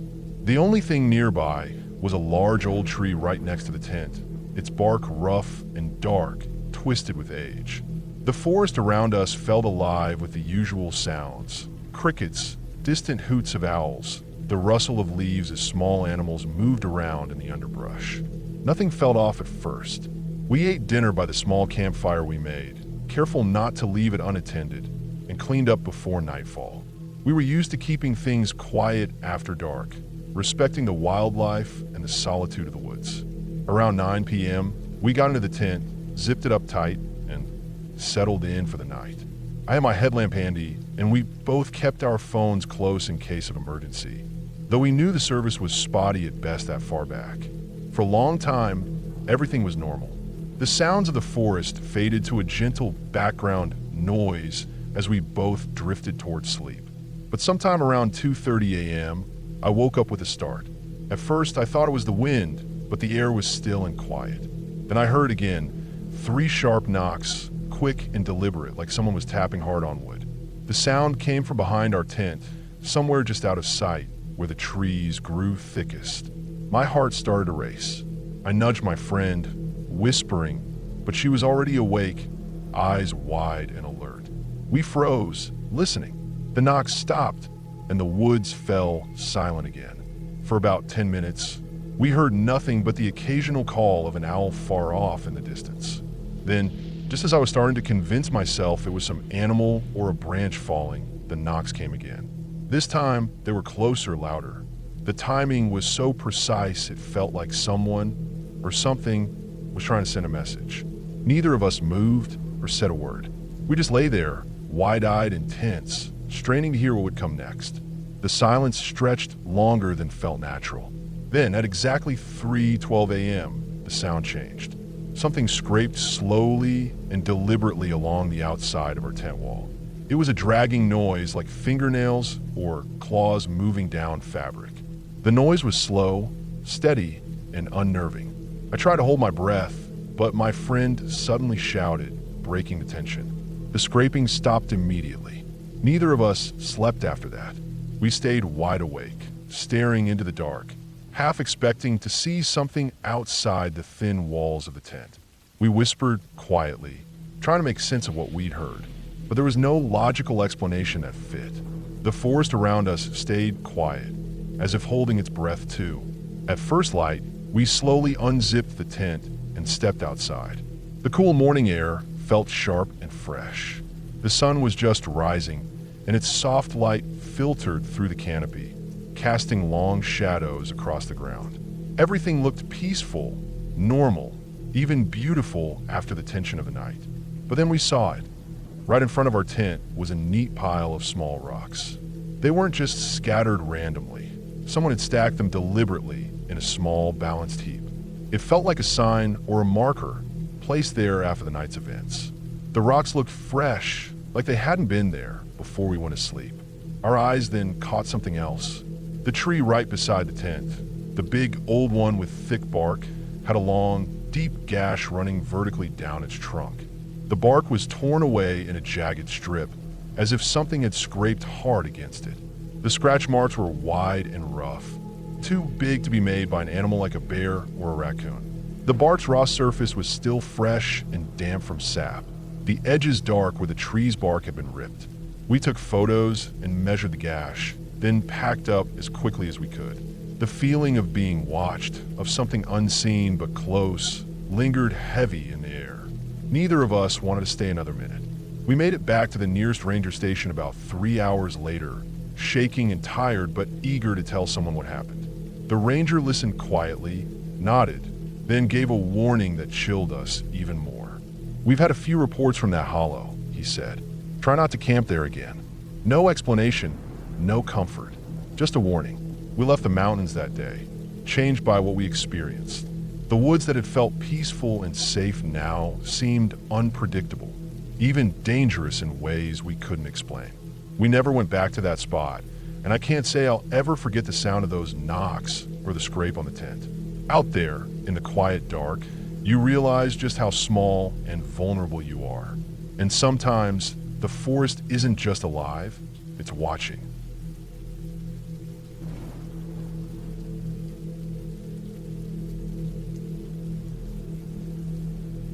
The morning was crisp when I set out for my cabin. I had planned this solo trip for weeks, just me, the woods, and a quiet lake a few miles away. I wanted to escape the noise, the buzz of the city, and just breathe in fresh air for a while. The cabin was small but cozy, nestled deep in a forest where cell signal was patchy at best, and no one around for miles except maybe the odd hunter or hiker passing through.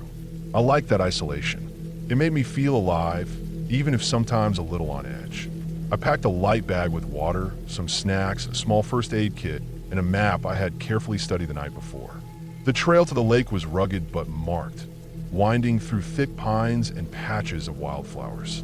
Birds sang overhead, and the sun filtered down through the leaves, making the dirt path warm in spots and cool in others. I walked steady, enjoying the crunch of twigs and leaves under my boots. The air smelled of pine resin and earth. After about an hour, I hit a clearing, a small open area where the sun shone bright and the forest fell silent except for the wind rustling through the trees. I paused, took a drink of water, and looked ahead. The path continued, curving slightly to the right and dipping down a gentle slope. I felt good, relaxed, but then something caught my eye in the dirt. Fresh footprints.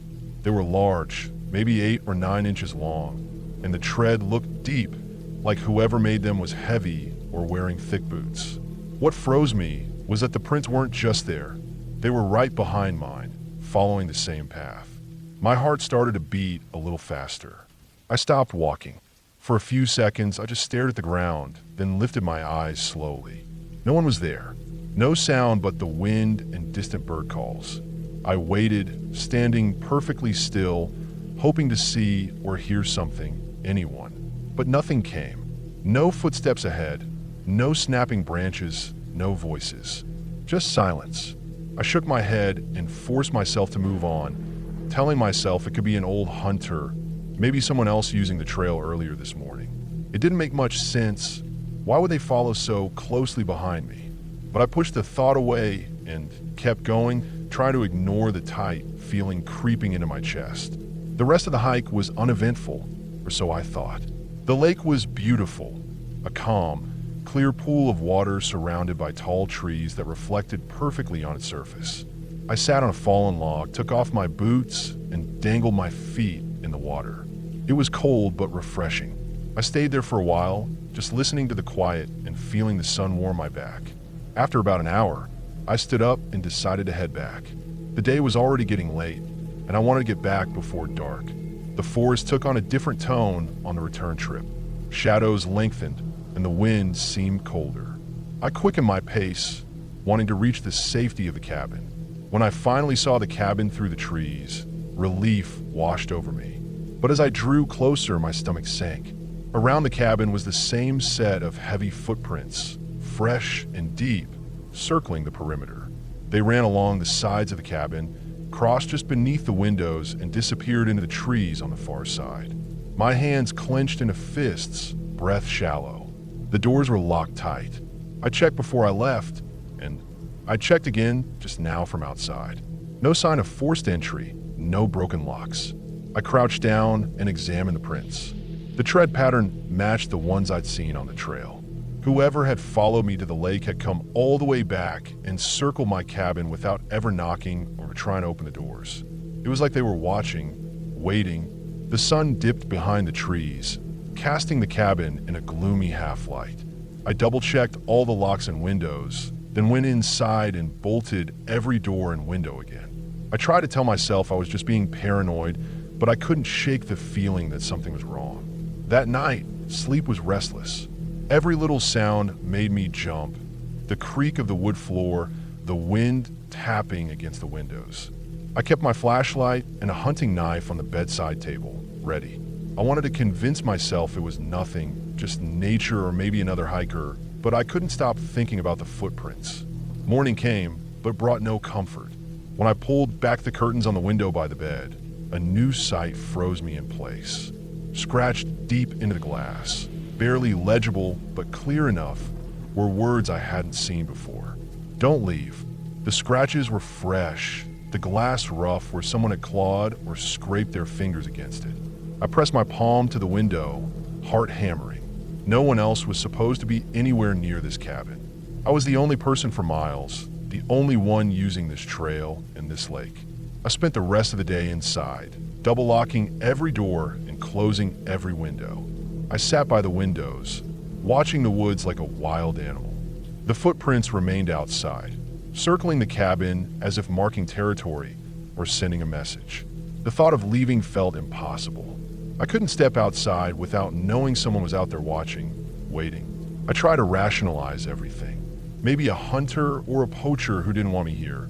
Maybe a lost hiker or someone who followed the same trail and got curious. But why wouldn't they just approach or try to talk? Why leave the message? Why the silence? The next day, I found more footprints, not just around the cabin, but leading away into the woods in several directions, like someone was testing the boundaries, trying to figure out where I might go. I stayed inside, gathering supplies, making sure I had everything ready in case I had to leave suddenly. I checked my phone again, still no signal. No way to call for help. The nearest neighbor was miles away, and the forest was thick enough to hide anyone. By the third day, exhaustion was setting in. I barely slept, barely ate. Every noise outside made me jump. I didn't even want to look out the windows anymore. Then I noticed something else. The footprints were changing. They were bigger now, heavier, deeper in the soft earth. More scattered. Sometimes they appeared close to the back door, sometimes at the front.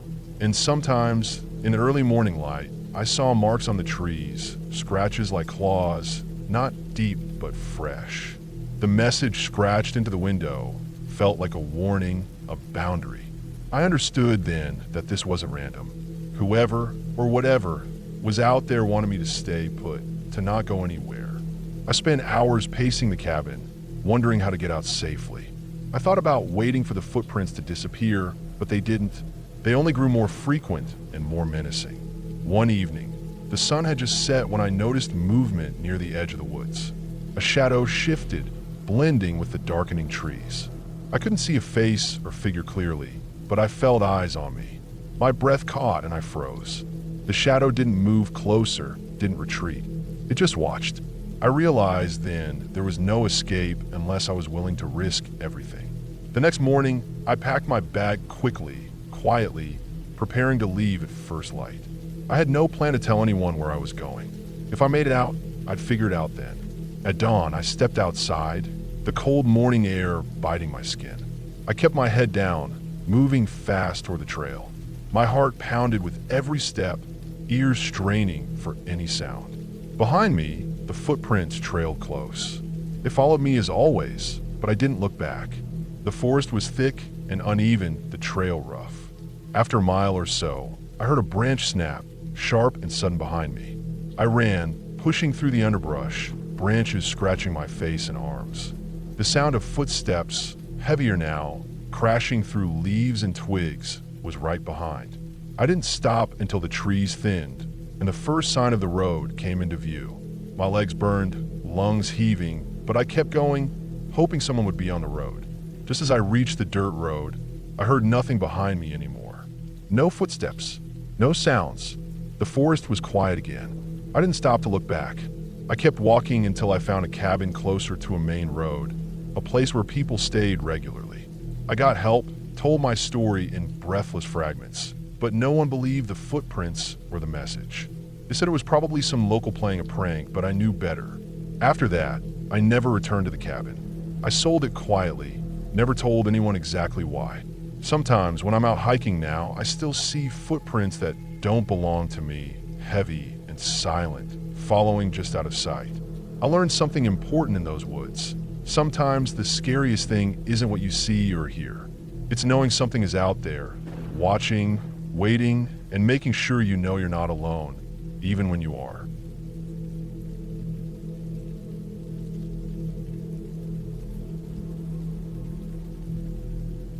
The morning started calm enough.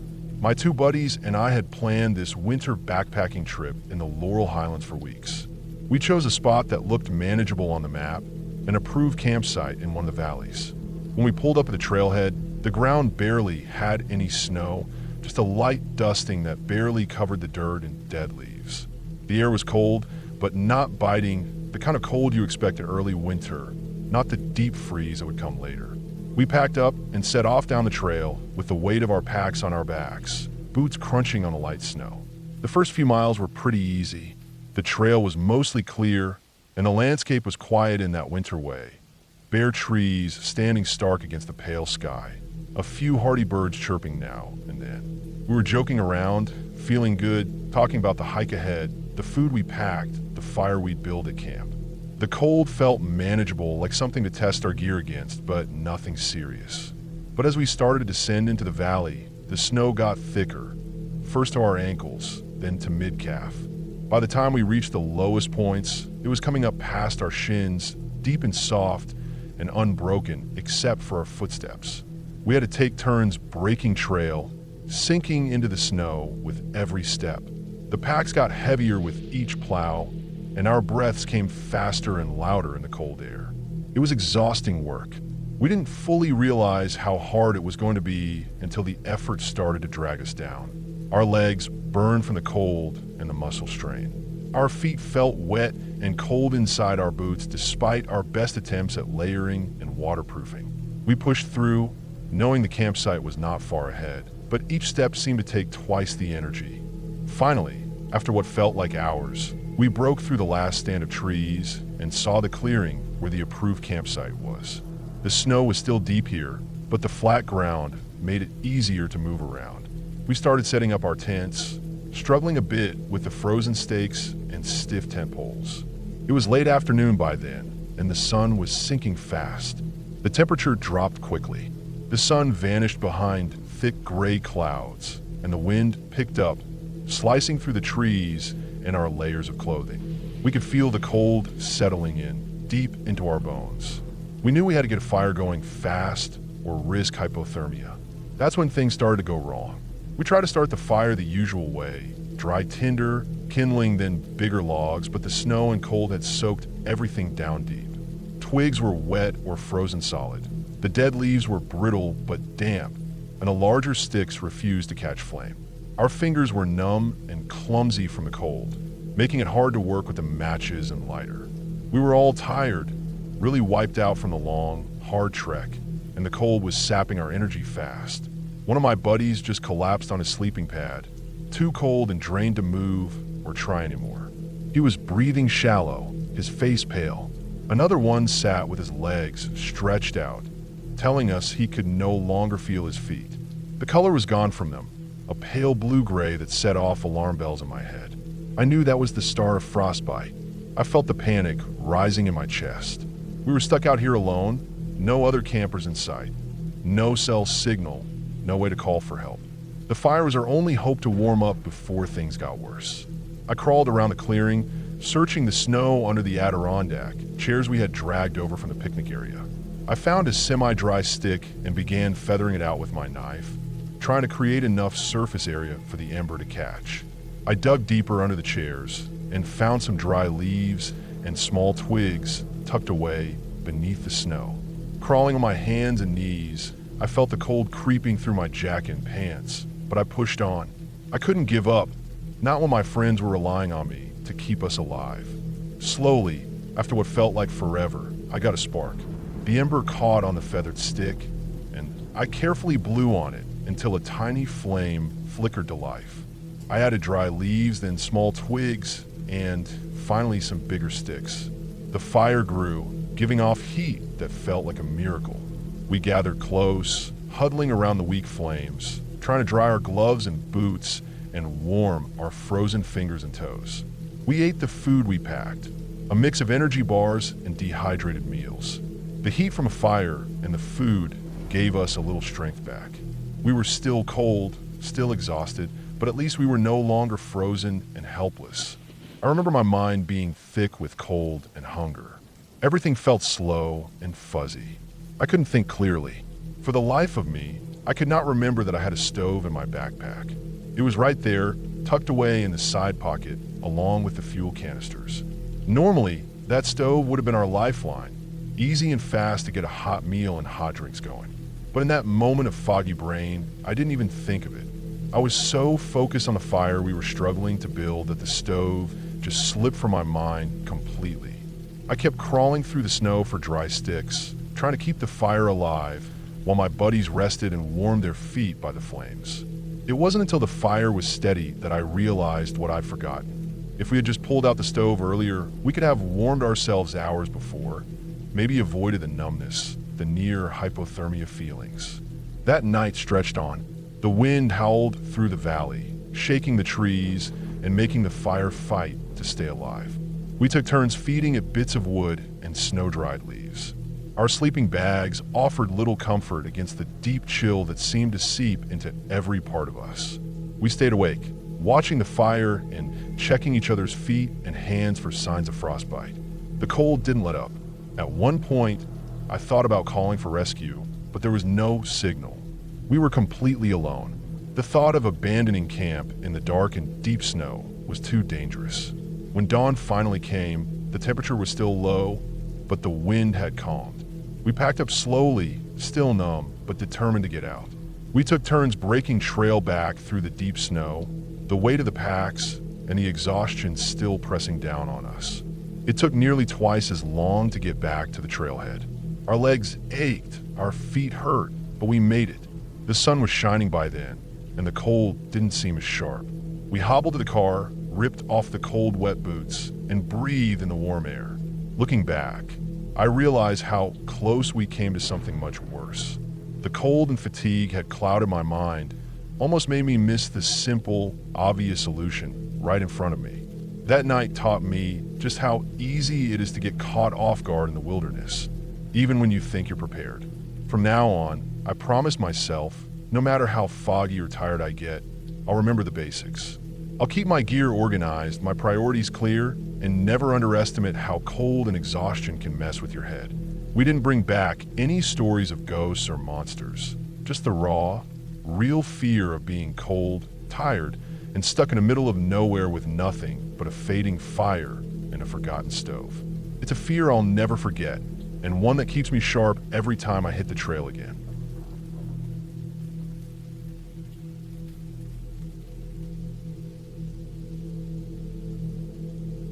It started sometime in early March, when winter still held its grip tight on the land. Snow clung to the ground like mold to rot, deep enough to swallow a boot if you didn't step just right. I lived with my wife and our 4 kids on an old farm tucked far off the main road. We were a couple hours from the nearest town, surrounded by nothing but trees, fences, and cold sky. No neighbors, no quick help. That was how we liked it. The farmhouse was plain. 2 stories, peeling white paint, a metal roof that howled on windy nights. The barn was behind it, weathered and sagging, still good enough to hold our tools, feed, and the animals we kept. Chickens, a few goats, 2 cows, and an old shepherd dog named Buddy. He was getting too old to do much anymore, but he still barked when strangers came near. That dog knew everyone who belonged on the land. He didn't bark much anymore. It was my wife, Julie, who first noticed something strange. She came in from the yard one morning with a weird look on her face and said there were boot prints in the snow leading from the tree line to the side of the house. Just one set, no prints leading away. I figured it was nothing, maybe I'd made them and just forgot. But she was sure. She checked the size, said they were bigger than mine. And there was something else that made her skin crawl. They led up to the side window, the one facing our daughter's bedroom. I brushed it off. Out here, you don't panic over every weird thing. Animals wander. Sometimes drifters cut through to make their way faster. I figured someone passed by, maybe had a look in, then moved on. Still, I checked all the locks that night. Double-checked the doors and windows. Everything was shut tight. 2 days later, it snowed again. Thick, heavy flakes that muffled sound and coated everything. We were stuck inside for most of the day.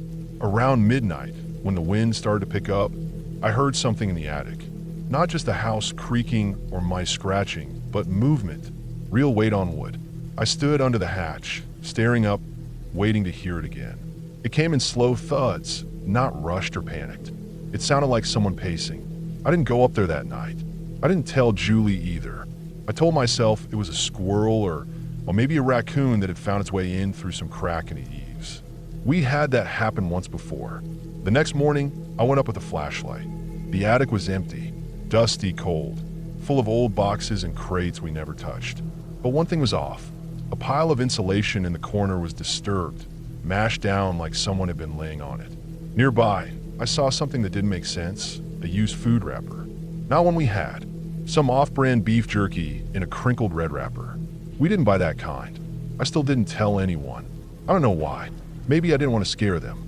Maybe I didn't want to admit I was scared too. That same day, we noticed the first set of keys missing. The spare set to the shed was gone. We always kept it on a hook in the kitchen, high up where the kids couldn't reach. I asked Julie, then each of the kids, if they moved it. Nobody had. I looked everywhere, even outside. I found nothing. Then I checked the shed. It was locked, but something was wrong. A small gap in the door, like it had been opened and closed again, not quite right. Inside, everything looked in place, but I couldn't shake the feeling someone had been in there. After that, it felt like the house started breathing different. It felt like we were being watched all the time. At night, I'd get up to check the doors again and again, sometimes 3 for times before I could sleep. Buddy stopped sleeping on the porch.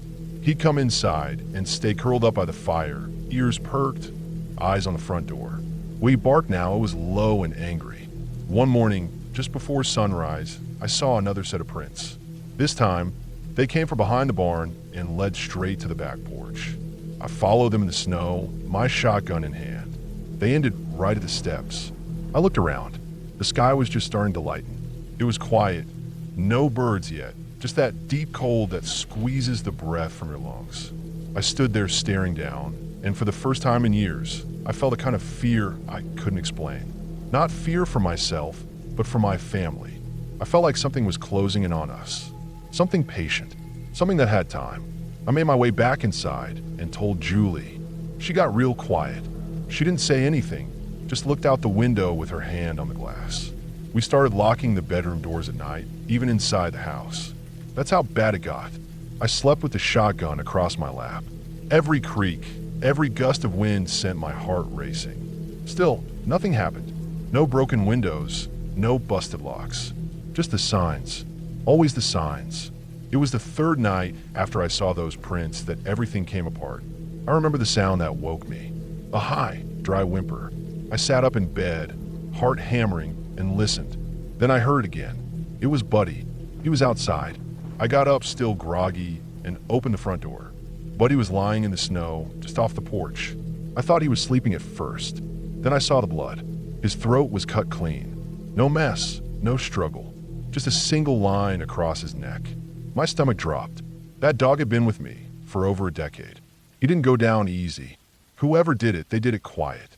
That's when I knew it wasn't some scared drifter or thief. This was someone with a plan.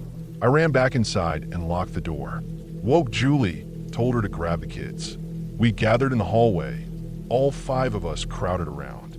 I told them to stay together, to stay in the room, no matter what. I want to get the shotgun. It was gone. I don't remember dropping it. I don't remember moving it. But it wasn't where I left it. It wasn't anywhere. My chest tightened. I started to sweat. Then the lights went out. Just like that, total blackness. The heater shut off. The house fell silent, like someone had pushed a mute button on the world. I had an old flashlight in the drawer. I grabbed it and flicked it on. The beam was weak, barely enough to cut through the dark. I swept it across the room, down the hall, up the stairs. That's when I heard the attic door creak open. I turned toward the sound and froze. I could hear the hinges groaning, soft and slow. Then came the footsteps, heavy and steady, coming down the ladder. I backed into the kids' room and locked the door. Julie held the little ones close. I looked around the room for anything I could use as a weapon. A chair, a lamp, nothing that would stop someone for long. The footsteps reached the hallway. Slow, careful. I killed the flashlight. The room went black again, except for the faint blue of the moonlight through the curtains. We waited. I held my breath, ears straining. I heard the floorboards creak outside the door. Then silence. Minutes passed. Then the knob turned. I rushed to hold it still. It didn't shake or twist hard. Just a single testing turn. Then nothing. Whoever it was, they didn't try to break in. They didn't kick or bang. They just turned the knob once and walked away. Eventually, the police came. I don't know who called them. It wasn't me. I don't remember much after that. What I do remember is the blood.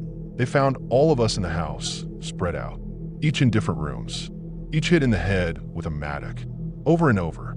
No gunshots, no screams reported by anyone. Just gone, wiped out.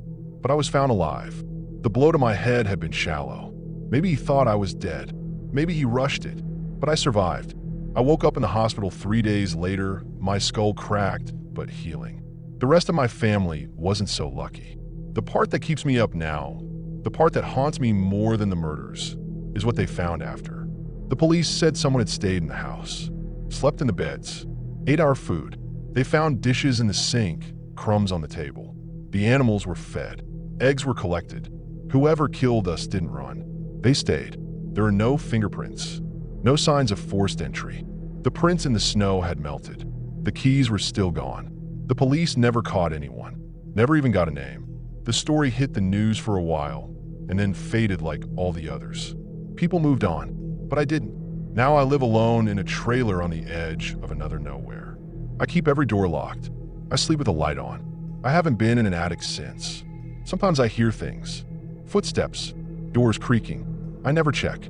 The mattock they used, it was mine. It hung in the shed, right where I left it, right where it stayed until the day someone came out of the woods and made sure I'd never forget.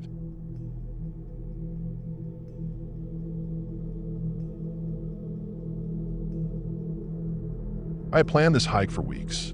I was going to spend 3 days alone in the woods, somewhere remote, where cell phones wouldn't work and no one would bother me. I needed that kind of quiet. No noise, no people, just me and the trail. I picked a place I'd been to before, but never went deep into the old forest near the edge of town that was thick with tall pine and fir trees, rocky ridges, and a few creeks running through. I'd done some shorter hikes there, but never camped overnight. I packed carefully, my backpack with a small tent, a sleeping bag, water purifier, canned food, a little stove, some first aid stuff, a flashlight, and extra batteries. I told one friend roughly where I'd be and when to expect me back, just in case. I wasn't carrying a gun or anything like that. I wanted to keep it simple. The morning started cool and clear. The sun was just rising when I left my car at the small parking lot near the trailhead. The air smelled fresh and sharp, like pine needles and wet earth. I tightened the straps on my backpack, adjusted my hat, and started walking. The trail was narrow and covered with fallen leaves and pine needles. My boots crunched softly on the ground.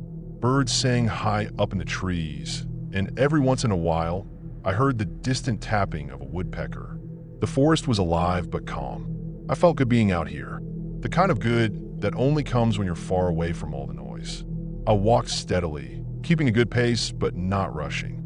My plan was to hike deep in the forest on the first day, find a good campsite near a creek, set up camp, and rest. I check my watch every now and then, but mostly let myself get lost in the sounds around me. The trail wound up and down hills, crossed small streams on old wooden bridges, and curved between thick groups of trees. Moss covered some of the rocks, and I saw little mushrooms growing in the shade. After a couple of hours, I came to a fork in the trail. One path went left, leading up a steep slope toward a rocky ridge. The other turned right, heading down to a valley where the creek ran. I paused, pulled out a map from my backpack, and checked the route. I wanted to go to the creek first. It would be good to fill up on water and maybe find a spot to camp for the night. The path to the creek was narrower and less traveled. I noticed that fewer footprints were visible, and the forest felt quieter here. The trees grew closer together, and the sunlight barely reached the ground. My steps stirred the dry leaves and twigs, and I kept an eye on the trail markers painted on tree trunks, making sure I stayed on track. When I reached the creek, I stopped to rest. The water was clear and cold, rushing softly over smooth stones. I took out my water bottle and filled it, then set up my purifier. The sound of the creek was soothing, almost hypnotic. I found a flat spot nearby, free of brush and rocks, and started to unpack my tent. Setting up camp took some time. I found a place between two trees where the ground was level. The smell of damp earth and pine filled the air. I spread out my sleeping bag inside the tent and laid out my gear neatly. After finishing, I boiled some water on my little stove and heated a can of beans. The food was simple but satisfying. As the afternoon slipped into evening, the light dimmed and the forest changed. Shadows grew longer, and the coolness of the day gave way to a chill that crept into my bones. The birds quieted down, and the only sounds were the creak and the wind whispering through the trees. I wrapped myself in my jacket and sat outside my tent, listening. By nightfall, the forest was nearly silent except for the crackle of the fire I built carefully just a few feet from my tent. The smoke curled upward, disappearing into the darkness. I stared into the flames, feeling the warmth on my face. Above me, the sky was clear, stars shining bright and countless. It was peaceful, but that peace didn't last long. Somewhere deeper in the woods, I heard a noise. It wasn't a shout or a scream, just a faint sound that made me stop. I strained my ears. A rustle? A snap of a twig? It was hard to tell. My heart sped up slightly, but I told myself it was probably a deer or some other animal moving about. The forest was full of life at night. I decided to go to bed early. I zipped up my tent and crawled inside. The night was cold, but my sleeping bag kept me warm. I listened to the creek nearby, steady and constant. Eventually, my eyes closed. Hours later, I woke suddenly. The silence was broken. Outside the tent, there was a loud noise, something big crashing through the brush. I froze. My heart pounded in my chest, and my breath caught in my throat. The sound came closer, crunching leaves, snapping branches, heavy footsteps. I unzipped the tent, just a crack, and shone my flashlight into the dark. The beam caught movement about 20 feet away. A large animal stood there. It wasn't a bear, too slender and tall. It was a man. He was wearing a dark jacket and pants, his face hidden in the shadows. He looked around as if searching for something. My mouth went dry, but I stayed quiet and still. I thought about the friend I told where I was. If this guy was dangerous, I had to stay calm. After a few minutes, he turned and walked away without noticing me. I watched him disappear between the trees, heart racing. I waited a long time before closing the tent and trying to sleep again. The next morning, I broke camp quickly. The air felt heavy. I wasn't sure what to make of the man I saw. Why was he here? Did he live nearby? Was he dangerous? I tried not to think about it as I headed back the way I came. As I walked, I noticed something odd. The trail looked disturbed. Fresh footprints mixed with my own. Small broken branches, as if someone had been moving off the path, closer to my campsite. My stomach twisted. Had he followed me? I kept going faster, checking behind me often. The forest felt different now, less welcoming. The peaceful sounds were replaced by an uneasy quiet. I stayed on the trail, careful not to lose the markers.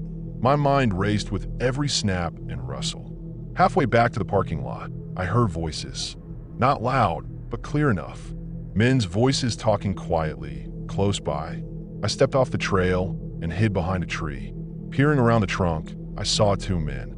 They wore heavy boots, dark clothes, and carried backpacks. They were too far to hear what they said, but they looked rough, like they spent a lot of time in the woods. They hadn't seen me. I stayed still until they moved on down the path. My heart hammered so hard I thought they might hear it. I made it back to the car in record time. Hands shaking, I locked the doors and sat down, catching my breath. I didn't wait around. I drove home as fast as I could, looking in my rearview mirror every few minutes. Later, I called my friend and told him everything. He told me to never go back to that part of the forest. People like that, hunters, squatters, maybe worse, were known to roam there, especially at night. I realized that being alone in the woods wasn't always peaceful or safe. It wasn't about ghosts or monsters. It was about real danger. People who didn't want to be found. People who might see you as an intruder. That trip changed the way I think about hiking alone. Now, I always carry a way to call for help. I stick to well-known trails, and I never camp without telling someone exactly where I am. The forest is beautiful, but it's also full of things you can't see coming.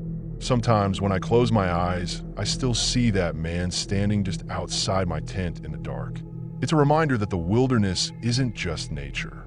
It's also people, and some of them don't belong there. Not for good reasons, anyway. From that day on, I never forgot to respect the quiet woods, and more importantly, the unknown people who might be out there too.